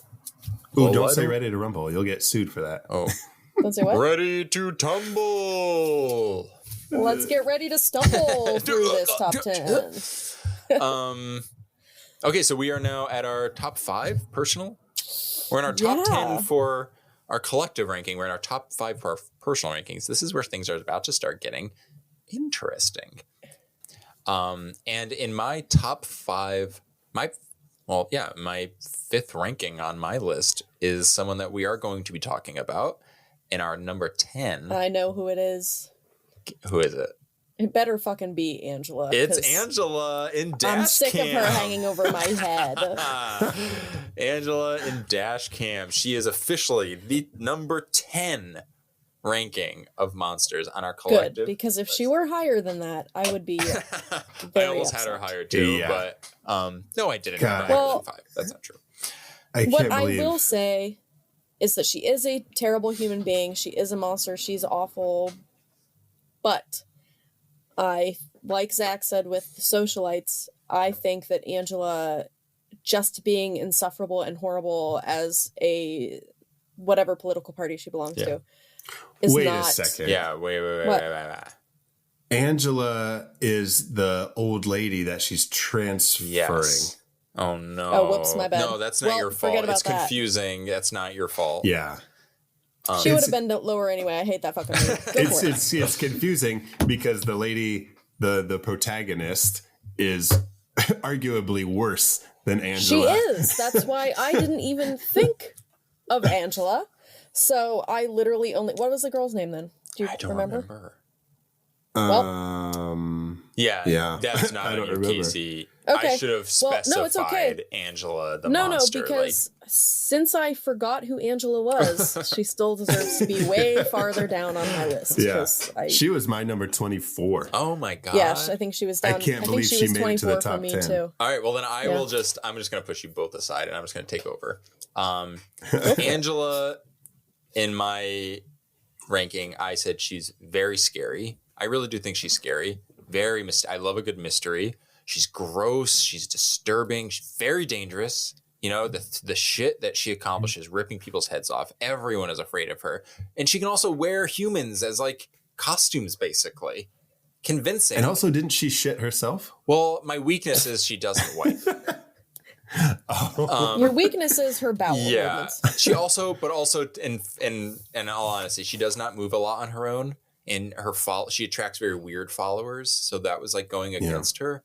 I just thought as a monster, I was very surprised. The movie is its own thing. As a monster, this shell of a human who's aging and she was a kid. So there's like, who the fuck is she? And then you find out, and then she ends up opening up into the spoiler alert, opens up into like being this like beast with a tail. And it's like, holy bananas. Yeah. So I really like Danny, Angela. I think like, I think now like I kind of get what you're saying. Like, I think I was putting the movie, I think I was kind of thinking more about just like, hard not the to movie was being a influencing factor. I think it's hard when you absolutely hate a movie. Oh, totally. I mean, guys, Belial, I put him, last place. Also, the main woman's name is Annie. Annie. So that's not too so far from Angela. It's yeah. okay. But Danny, when you describe Angela just by herself, just saying her thing, like that's kind of like, oh yeah, it was kind of a good monster. But also the movie's hard to separate. Because of the movie, because of how distracting everything else was, because of how distracting Annie was. I mean, it's the same points that we said about the society, basically. It's like in the vehicle that this monster, well, literally, she's in a vehicle, but like in the vehicle that they're in as far as the movie and like the way they're being presented in the story definitely influences like how you kind of perceive the monster as a whole. So I totally get where you guys are coming from. Right. Even though you're wrong. I was just kidding. Zach, what do you have at number 5? At number 5, I have Hannibal Lecter. Oh, okay. All right. Hannibal Lecter, number 1. Okay. I mean, we're in the top 5, Danny. No. It's not like... we are going to talk about the deliciousness of capitalism and consumerism now. Because I have the stuff for number 5. The stuff. Where am I? Yes, and that is the same thing as far as why society made it so high on my list. The stuff, because consumerism and capitalism is awful. And this movie, I thought this movie did such a great job of showing that. I don't know, through like this fucking marshmallow fluff in a pint. Yeah. I'm with you. Yeah, they definitely did a better job getting that point across, I think, in this stuff than with society. I agree. Yeah. It's more front and center. It's like the focal point. But it's different, though. It's different, though, because in society, it was like a social class, and in the stuff, it's like consumerism. It's like who you are versus like whatever the topic is, they did a better job. Yeah. The execution. Getting the point across in that than they did with, I agree. And the stuff is just, it's cool. Yeah. And it does some pretty gross things to the body too. It does. It consumes. Yeah, we did, again, all right, I don't want to get too hung up on like the movies, but like I would have loved to see more, but that's fine. Yeah. Like what it can do to someone like Chocolate Chip Charlie. Yeah. It was cool. It's a little lower for me because I didn't really understand the rules. Like you can and can't touch it. You can eat it, but not too much. If you don't eat, but what are the rules of consumerism and capitalism? Who truly understands how it's going to affect you? That's fair. And the more you eat into it and feed into it, the more taken in. Fucking goddamn it! All right, it deserves this spot at number 9. You're right. You won me over. I agree. Alrighty, so we are now on to our number 4 picks. My number 4 pick. Let me see. Have we? How many people? Oh, guys, we're talking about it. It's the Shops from Crimson Peak. From Guillermo del Toro's Crimson Peak. I'm very surprised that they're so high up on your list. I was surprised too. Yeah. Yeah, I mean, I think they were my number 8. They were my 14. They kept climbing for me. There was the top 10 mostly was like the ones where I was moving things around quite a bit. The Sharps, the more I thought about it, and that's where I was starting to bring in like that subjective thing where like, oh, I do like this though. I do like that. I do like it. And I just couldn't. I was like, okay, fuck it. I don't know why I'm fighting this. I actually really like them. So they were in my top 10 because for a few reasons. First of all, they were able to pull off that game so many times and to swindle, however, 4 or 5 people before. And I know for sure that Thomas Sharp would have swept me off my feet. And I would have gone to Crimson Peak, and I would have been one of those women. Same. He could have told me that he smashed my loved one's face into the sink and brutally and murdered them. I'd be like, oh let's fucking go to your house, bro. Lucille Sharp and Thomas Sharp are the most attractive people on this entire list. Yeah. Period. Gregory Tudor. Shut up. I was like, who are you fucking thinking about? I was like, I had to look back at the list and be like, okay, who's who? Who am I going to pick out? No, but I agree. My strengths that I like leaned into here was just like how stylish and romantic they are. Yes. Like that. So boom, charming and charming. Yeah. But also like they're dangerous. Yes, they're very dangerous. They're very violent with like unforgivingly violent with very like brutish force, which I think kind of contrasts how they present themselves, which makes them so interesting. Like that first death of, spoiler alert, if you have not seen Crimson Peak, which you should have. Yeah. Because it's fantastic. Well, you don't have to say who the person is. Yeah, that's true. Oh, that's true. The first death. The man gets his head smashed into the sink. Yes. Yeah. Oh, it actually like, I can never look at it when it happens because it's too brutal. It's too real. But they also have, what is it? What did I write? I wrote, this is kind of corny, but it made sense at the time. I wrote, they see the poetry in the macabre. You know, like they see the grotesque and they make it beautiful. And I think that's just a testament to Del Toro. Yeah, that's kind of like his storytelling style in a nutshell. But to put it in the characters just makes them more entertaining to watch for me. I would say that their weaknesses. Oh wait, no, I'm looking at the wrong one. Oh yeah, incestual. Yeah, that's a little bit of a weakness. No kink shaming. True. But if we're looking for weaknesses, right? But they carried on that lie for a really long time. Yeah, they did a good job. Yeah, it's true. It's true. They did. But they were selfish and I wrote morally complicated, but who isn't? They're selfish. Yeah. I get tired of people who like their main goal is just like, I just want to be, I want me to be comfortable. Yeah. Oh yeah. You know, I don't care at the expense of anyone else. Yeah. That's like, ugh, gross. But yeah, that's why they're so high up. Yeah. I don't have much to say about the Sharps. That's why they were so low on my list. Yeah.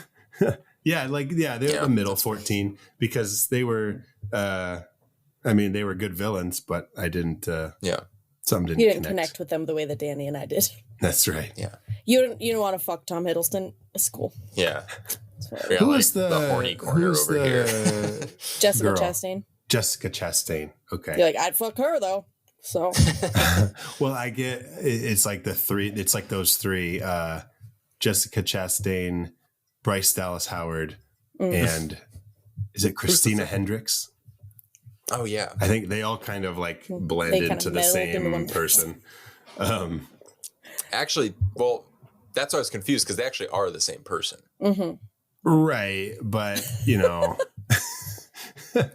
they just like to be credited as, or she likes to be credited as 3 different people. All right, Zach, who'd you have for number 4? Sharps, they are in our number 8. My number 4 is Pastor Aben Cooper and the 5 Points Trinity Church. Is it Aben or Albin? I wrote Albin. Albin? Maybe I wrote Aben. Oh, it's probably Aben then. Oh, well, now we need to know. Giving me so much credit. Well, if it's 2 against 1. Well, I just pulled from Danny's list, so. It is Aben. I just wrote Aben. Alvin Cooper. Just made up names. All right, sorry. Go ahead. Redo that. Zach. Alvin Hooper. My number 4 is Pastor Alvin Chipmunk and the 5 Points Trinity Church. And the 5.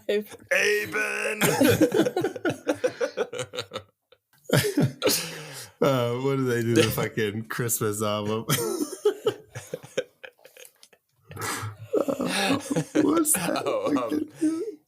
He goes, Theodore. Do you guys remember in the Alvin and the Chipmunks movie where they were Alvin and the Chipmunks were illegally transporting diamonds and money across the United States in little or across the world in dolls on a hot air balloon? Forgot about that. I fucking love that movie. You know, it's a genuinely great, like, if you want like a good, just like, obviously like for children, it's a family movie, but if you want like this would be good for you for if Samuela wants to watch like a Halloween movie. You say Samuela? Is Alvin and the Chipmunks. I think it's Meets the Wolfman. Oh, really? Yeah, I remember it being fun, and it has a very good, just like Halloween vibe. interesting. Okay. So I thought they were successful in that. I think I want to try to show him Ernest Scared Stupid. Oh, that's good. That made my brother cry. Did Will it the really? goblins scare him, do you think? Oh, maybe. I used to love those movies. We should watch that. Yeah. We should do a children's like theme, you know, like Yeah. kids horror movies or something. Yeah. Zach. Okay, so my Oh, number 4 is Pastor Alvin Chipmunk and the 5 Points Trinity Stop Church. it. Say it for real. Pastor Aben Cooper and the 5 Points Trinity Church. Okay. Casey, what do you got? Kessa? We Yes. are going to talk about the Smile Demon. Okay. Smile. Oh my Okay. God. I think the Smile Demon was so... I had it at number 11, and for me, it was just so surprising. Yeah. Yeah. Like, I had no idea that it I'm was with going to you. be like that. Yep. No, same. I had it at That's- number 6. I originally had it higher, but then the fucking Sharps moved in. Moved into Like town. they always But no, do. I agree. Yeah. Yeah. Oh, yeah, they do. And it's such like a real monster. Yep. You That's know, why just it's like, number 4 for me. was it Yep. depression or was it trauma? What Trauma. was the trauma? Trauma. Yeah. And like you said, when I watched that movie, I did not.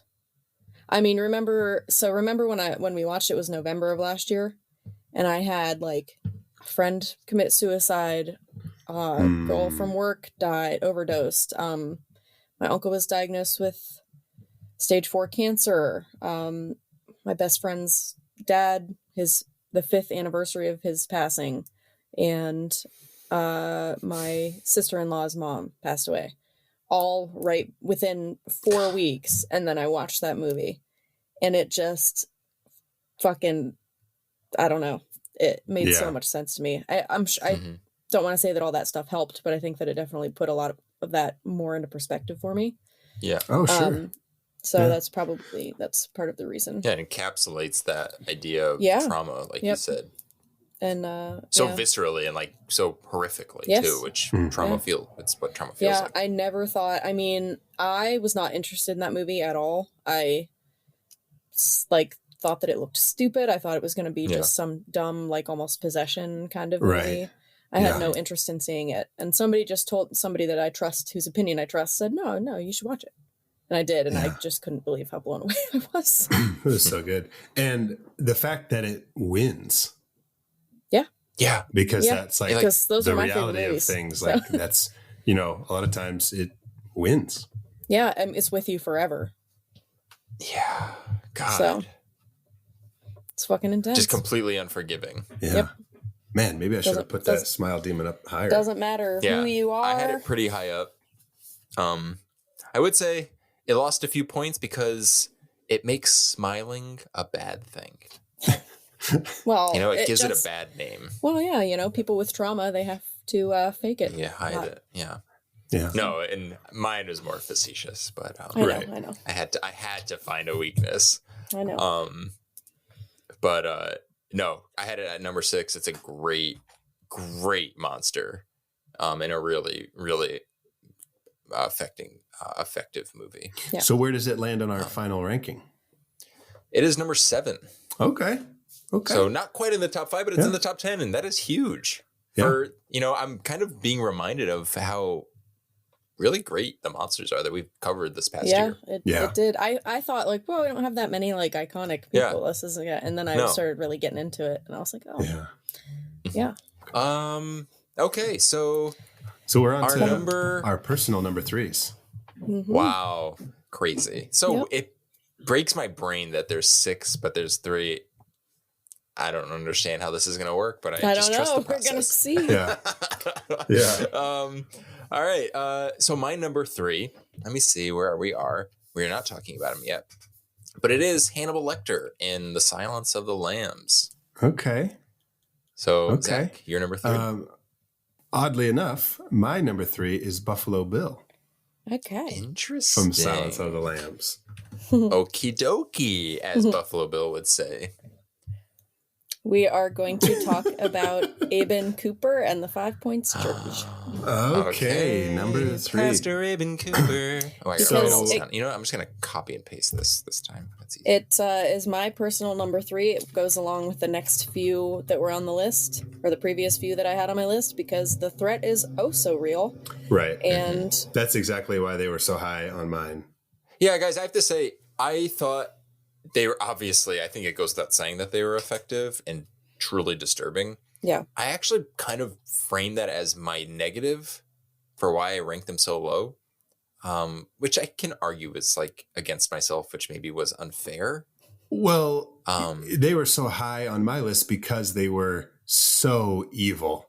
Yeah. And that's when I kind of was thinking, that's when I reached out to you guys and I was like, hey, are we ranking these on terms of like how big of a monster they are or how much we like them?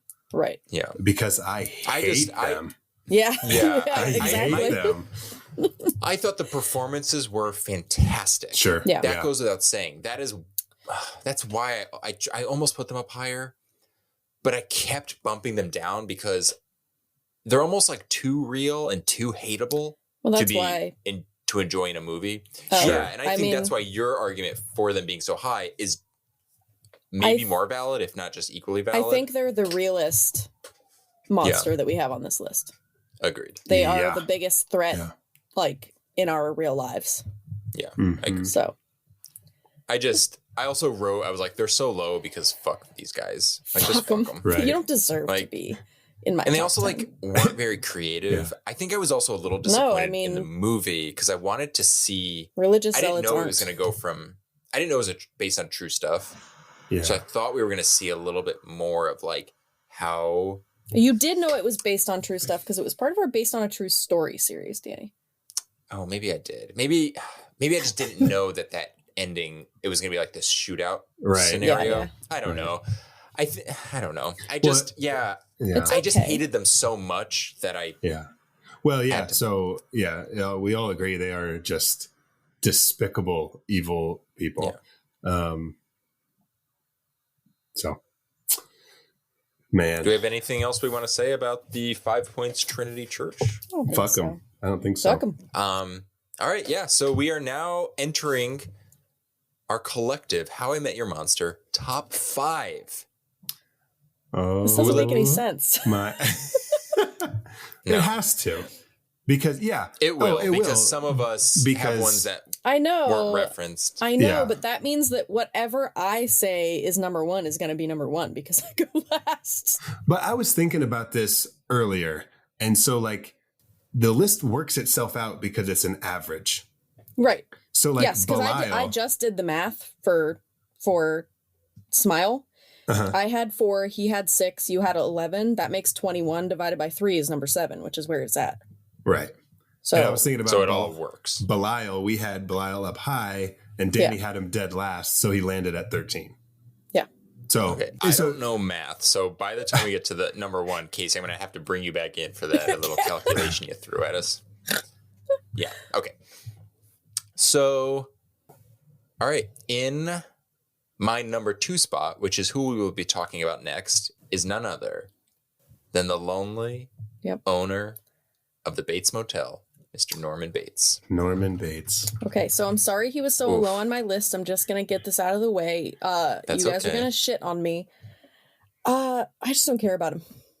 Okay. I just don't. Psycho's fine, okay. but it's not. Which is weird because you'd think that I'd just be all over that with it's like based on, inspired by true people and how wacko he is about his mom and pretending to be a mom and stuff like that. But for some reason, I just don't care about Norman Bates. Okay. I mean, Sorry. I get it. Sorry. I love him for like those reasons, like those are the highlights, he's like a 1960s horror drag queen. Yeah. Everything about him is iconic, from where he lives to his look to his kills. It is like such a framework and foundation for what I see. And I'm not like it's an original thought, but like what I love about the horror genre. Mm-hmm. Everything in that movie that stems from this character is what I love. So he just automatically had to go super high. And he's just very committed, even though he's so broken. Like even when he's caught, he like doesn't give it up because it's just, he embodies this persona. It's not just wearing a mask. It's like, no, he's this person. So I really love that. Yeah. We are talking about Vince Vaughn, right? Yeah, specifically the Gus Van Sant. Oh, I changed my mind. No, and Norman Bates, he was my number 8. He is an icon. And in terms of like being a monster, do you think so that was like what, 1960? Is that what you said? Yeah.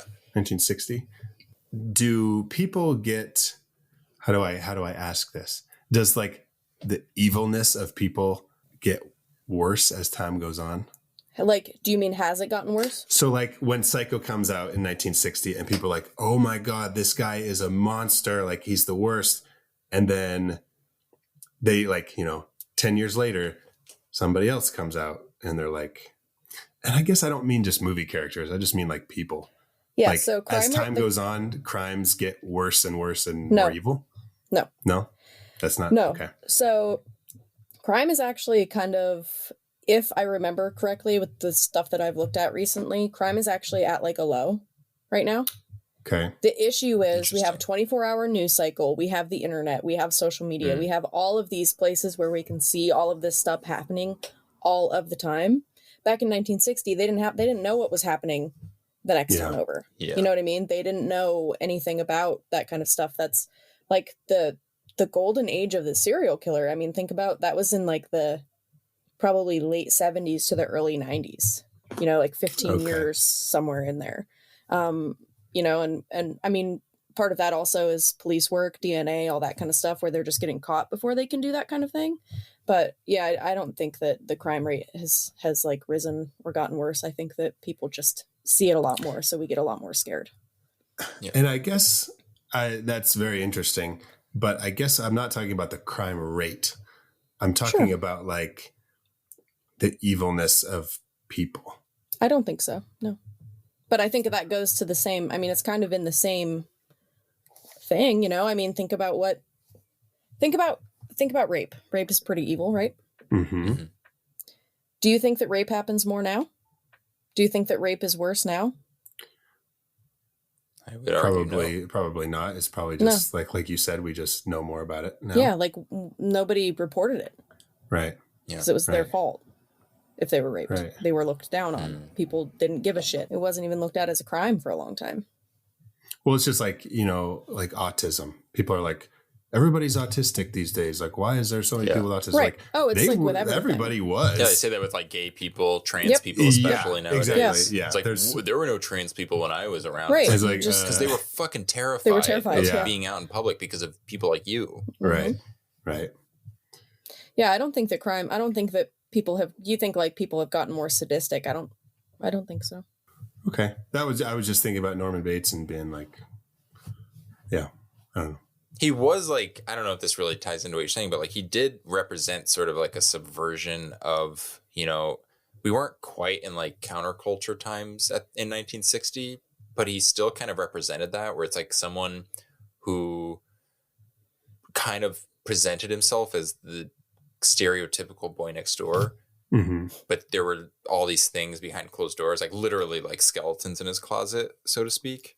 Right. So I guess he Literally. represented that, you know, Right. like who we were at that time. Mhm. You know, it's just funny because like the 60s was such a time to tell that kind of story, in terms of like what you see is not necessarily what you get.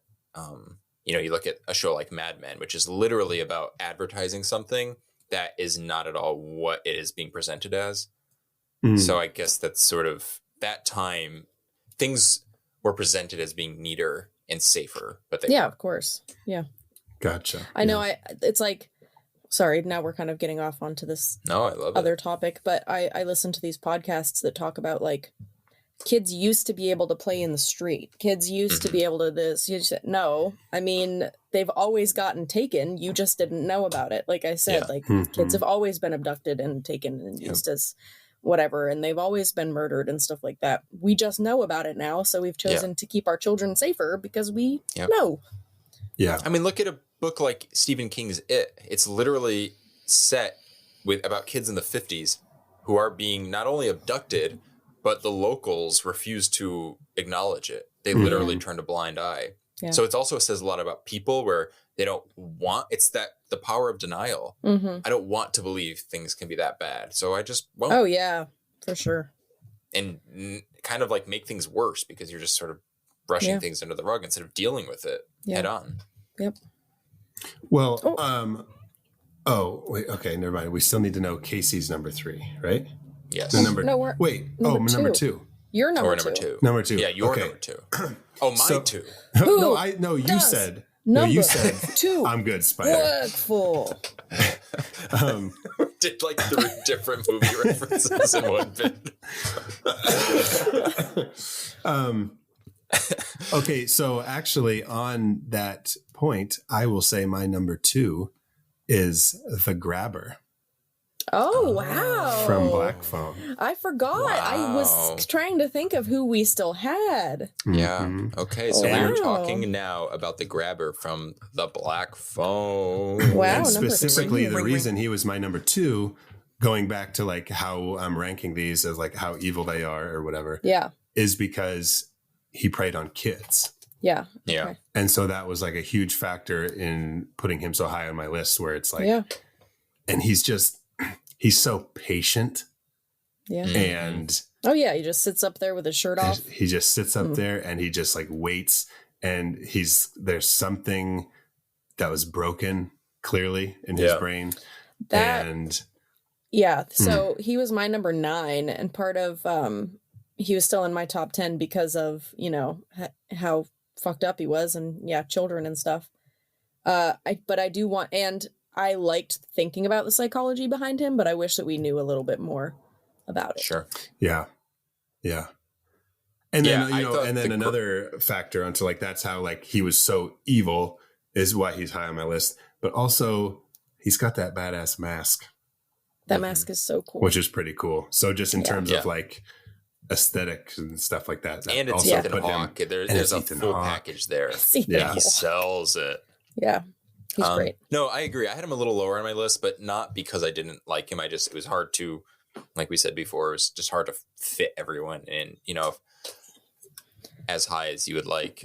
See, now the numbers don't make sense to me now. Why? But that's okay. Because if he was my number 9, Zach's number 2, that makes 11. What was he on yours? 14. Okay, 11, 25. So he should be like 6. But that's okay.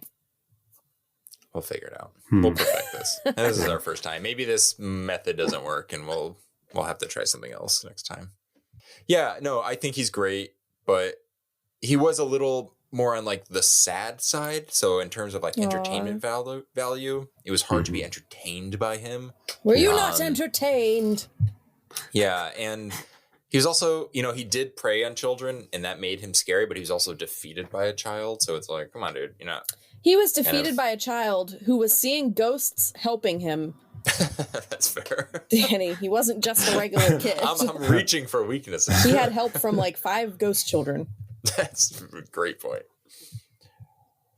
Okay. My turn. Yeah, so now you're number 2. I am so Which is our number happy to report that we now get to talk about Dr. Lecter. Dr. Lecter. Dr. Lecter. Dr. Lecter. So, yeah, he's my number 2. So Yeah. does this put him at number 3 on our list? 3, yes. Okay, top 3. Here we So- go. Yeah, top 3. Dr. Lecter. So, We just talked about him. He's already fucking almost winning the damn thing. He's got the bronze. I love him because this was kind of part of where I went into, like, so as a true crime person, I was like, who of all of like the people that could just be real people on this list, what podcast would I want to listen to most? And it would be one By about Hannibal Hannibal Lecter. Lecter. Yeah. Oh, about Hannibal About Lecter. him, yeah. Yes. I would him. listen to a podcast by Hannibal Lecter. Sure, I would too. I would too. But, so I was just like, my true crime brain just really likes him. I like, Yeah. seeing all the sociopathy within him and just how fucked up he really is. And I've always liked Hannibal Lecter, but you've made me actually appreciate him more when you told me sort of the background of how the character was created. oh yeah. So With he was that. always going to be high on Yeah. my list, but you made it. You've enhanced my experience of him. Yeah, he was my number 5. And part of the reason he was high on my list, just because he's so smart. Yes. Yeah. And that's so terrifying.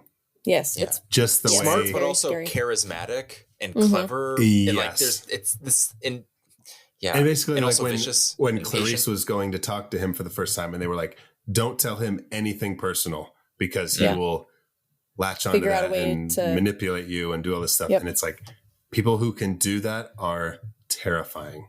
Yep. Yeah. You know what Yeah. I mean? Yeah, and he's also like, not only does he do that, but he's also such a good talker. So he has all these like Mhm. great one-liners, but they're not like cheap shoehorned one-liners. They actually kind of like fit the character and the plot. It's just Yeah. there's a reason he's so iconic is because it's the full package. Mhm. But if you ever went to his house for a dinner party, you wouldn't know if he was or was not serving you human meat That's cool. disguised as like some sophisticated like delicacy. So that's why he's not my number 1. So Oh, when okay. he cooks dinner at his house for his dinner parties, does he wear his blonde wig? Yeah. And he bites off a little piece and hides it in there. Ew. And they Of his- play Of his fake hair. Yeah. Hmm. Who ate the hair? Who ate the hair? Yes. It's Yeah. Hannibal Lecter's iconic dinner table game. Dinner party game. Do we have anything else we would like to say about Dr. Lecter? Dr. Lecter.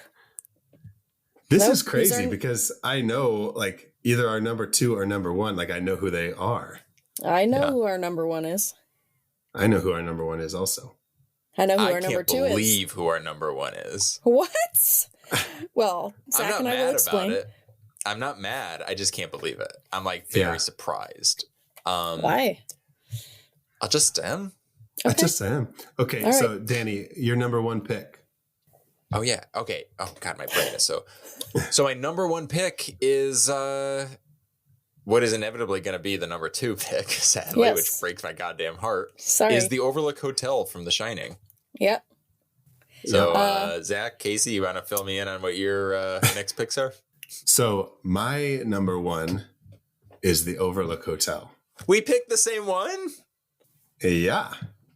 Son of a bitch. So that puts the Overlook Hotel at our number 2.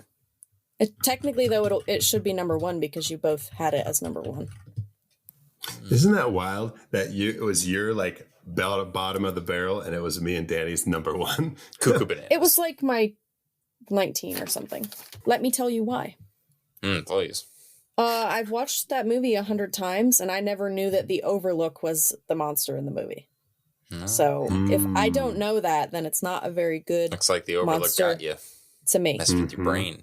Made you loco.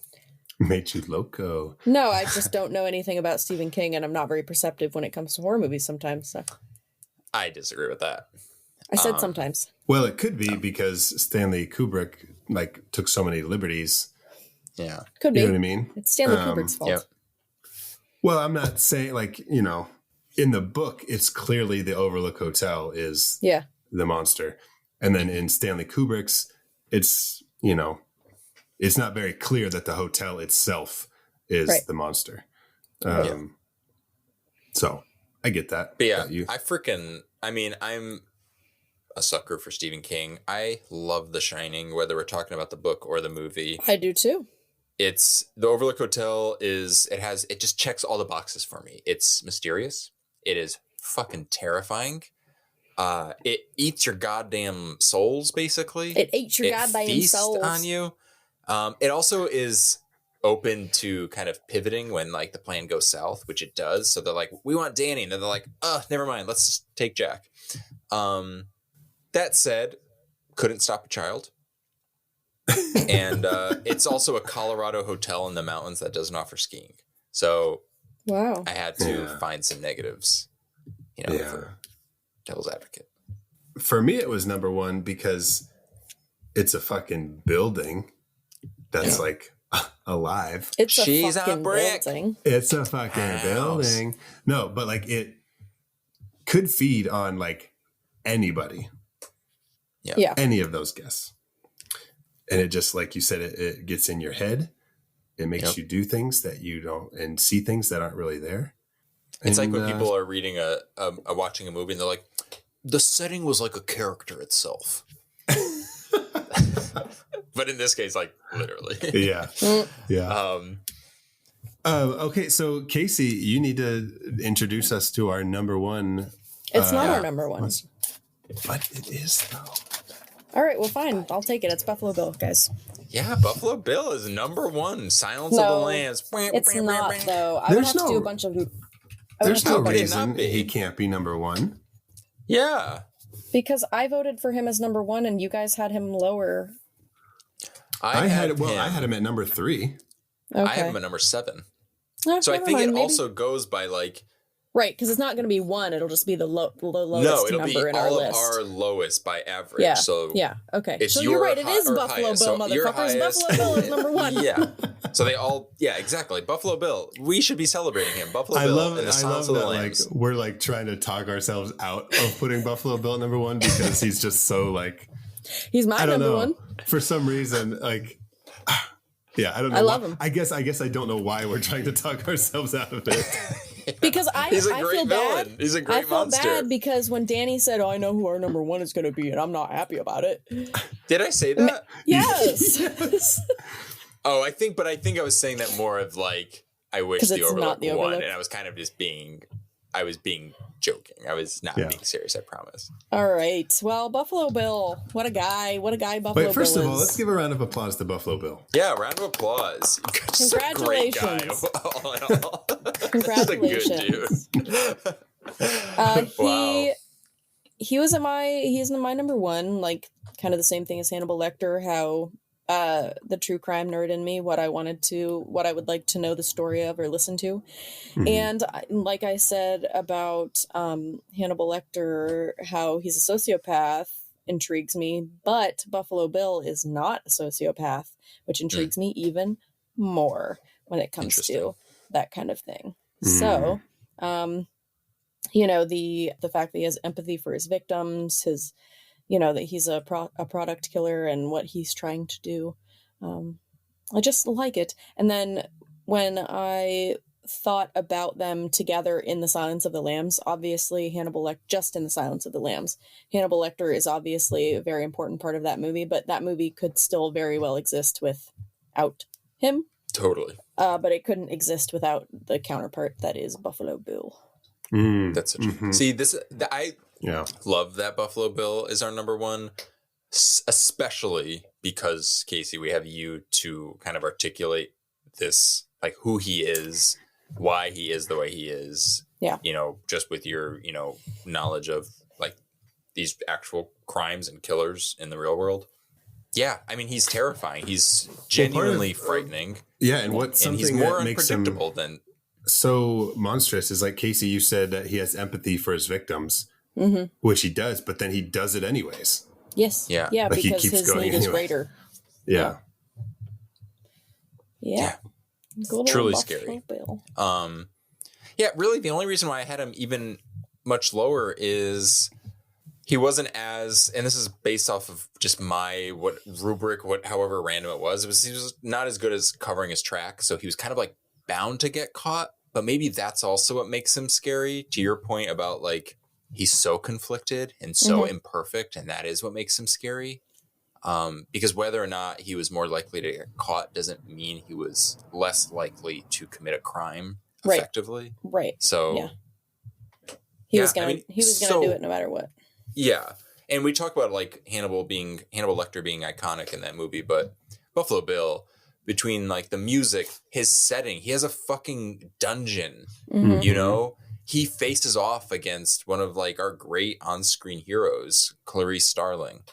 His voice alone, that performance. Also, I could be totally wrong, but why am I forgetting the goddamn fucking guy's name again? Ted Levine. Ted Levine. Good Lord, Daniel. Ted Levine is the only actor who is listed twice on our list. Yeah. Yeah. Because he also played Rusty Nail. So he's two of our monsters. Yeah, it's very and who was ranked pretty high. Yeah. So it's very appropriate that he is our monster. I'm very proud to hand him the crown. Yeah. And his crown made of skin. For the past 3 minutes, I've been trying to think about a joke. I've been trying to think of a joke about lotion. I can't come up with anything. Let's Google. Ask ChatGPT. What's a good joke about lotion that's also about serial killers? Okay, guys. The other day I had to fire the guy that I hired to mow my lawn. Oh, why? He just didn't cut it. That's not about lotion. I know, but it's a joke that I heard today. My friend punchline is he was jerking off with lotion. It's like, wait, that's not a punchline. My friend and I signed up to win a lifetime supply of lotion. He won and I didn't, and the worst part is that he just keeps rubbing it in. Do you think that's why Buffalo Bill kills? Because he's the person in that joke. Well, he wants he needs the sexy lady lotion. Yeah. That's the brand that Buffalo Bill buys, sexy lady lotion. I heard they recalled Steve Irwin's sunblock lotion. It didn't protect against harmful rays. Oh, ouch. R.I.P. That one stings. If I masturbate with this marijuana infused lotion, is it called grasturbating, or am I just masturbating? I don't know. No and no. Oh, God. But that sounds like a nice lotion. Yeah. Buffalo Bill, see what you've got us into now that you've won. You've got us talking about lotions and lawnmowers.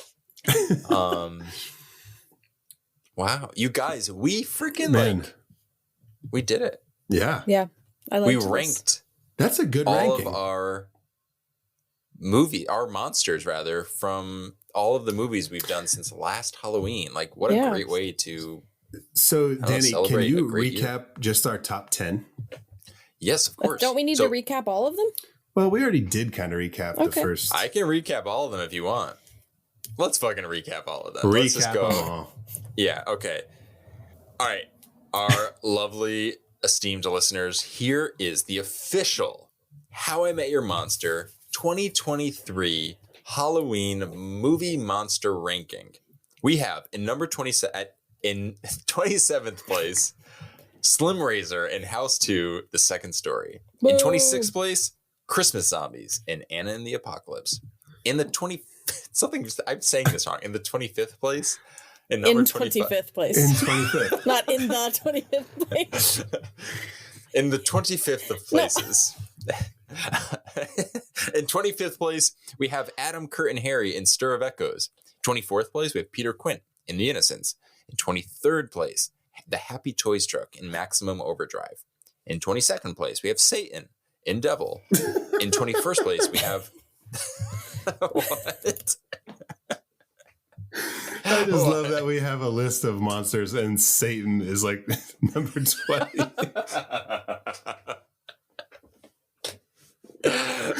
Anyways. He's like, son of a bitch. In 21st, we have the Payman Cult in Last Shift.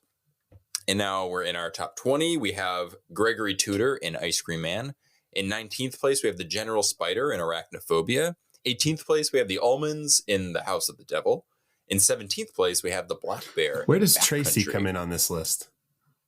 Who the fuck is Tracy? Tracy Ullman? Oh, that went over my head. 17th place, we have the Black Bear in Backcountry. In 16th place, we have Evil Ash in Army of Darkness. And in 15th, we have Ghostface, aka Ghostfaces, in Scream 6. 14th place, we have Mick Taylor in Wolf Creek. 13th, Belial in Basket Case 3. 12th place, Rusty Nail in Joyride. 11th place, The Socialites in Society. And then we are in our top 10 of top 10 monsters ranked in our ranking of monsters. I don't know how else to say that. We have Angela in Dashcam. The Boo. Stuff in The Stuff. The Sharps in Crimson Peak. The Smile Demon in Smile. Wait, I cannot believe Dashcam made it into our top 10. Hell yeah, it did. Satan was number 22 and Angela from Dashcam was number 10. What Yeah, it world are we wasn't even living in? Annie. Yeah, it wasn't. We have Paston. We have Alvin and the Chipmunks.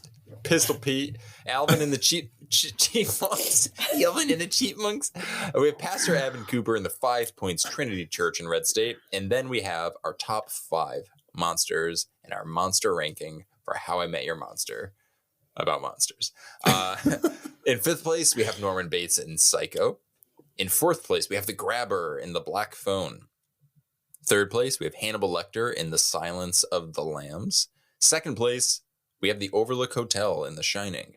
And in 1st place, our 1st place winner in the ranking of the best, aka our favorite, monsters that we have covered in the How I Met Your Monster 2023 fiscal year is Buffalo Bill, aka James Gum, in The Silence of the Lambs. AKA Lotion Master. Lotion Master. AKA Woo! the guy who would fuck me or fuck We love himself. you. We love you, Buffalo Bill. Yeah. Well, congratulations, Buffalo Bill. And congratulations to you guys for, and to me, I guess, for we did it. having a successful ranking of last It year's was very monsters. fun. I had a lot of fun. Yeah, it was fun. I could rank all day. There's something about ranking that just gets you, doesn't it? Mhm. Gets you in the Yeah. Don't rank too much; you'll go blind.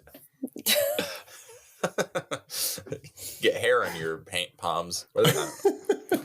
Yeah, hairy palms and no eyesight. Which is too much ranking. Yeah, you know, the more I think about this, Buffalo Bill really is like the most, if we want to just talk about, I mean, we just did, but like despicable, creative, talented actor playing. Like he really does fit the bill of like the quintessential monster of the bill. monsters we have on No this pun list. intended. So I'm very happy. Yeah. And I hope you are too. I'm happy. Now that our How I Met Your Monster year has come to an end this Halloween, and it's starting a new dawn of a new year. Yeah. That's what you say. That's the classic saying, right?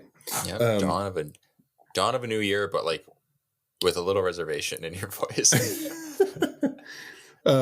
What is going to be our first triple feature of the new How I Met Your Monster year?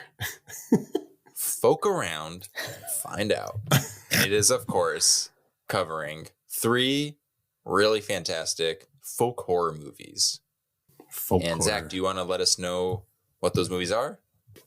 So we are going to start our triple feature with The Wicker Man. And we are going to follow that up with the 2022 film Men. which I also have not seen. You two have seen it, right?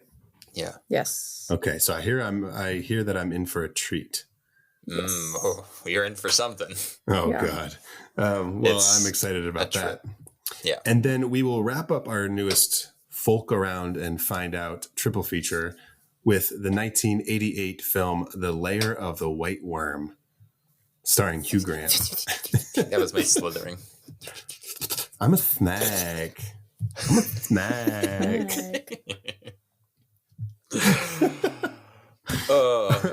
So make sure to follow along, subscribe to the show on Apple Podcasts, Spotify, anywhere you find your podcast, because you don't want to miss this newest triple feature. And thank you again for joining us this past year on all of our fun monster episodes. You know, Thanks for it's meeting scary all to meet 27 of these monsters. monsters with us. Yeah, it's scary. scary to meet monsters, so it's nice to be meeting them with all the fine people who listen along and engage with us and listen and download and review and rate and share and comment and like and join us on our occasional watch-alongs that we do. Happy New Year. Happy New Year. Happy New Year. Happy Halloween New Year. All right. Well, thank you all for listening. Now go meet some monsters. Oh, what's the old link sign? How does that start? Acquaintance be forgot. Here, let's look up the lyrics, guys. We need to sing this.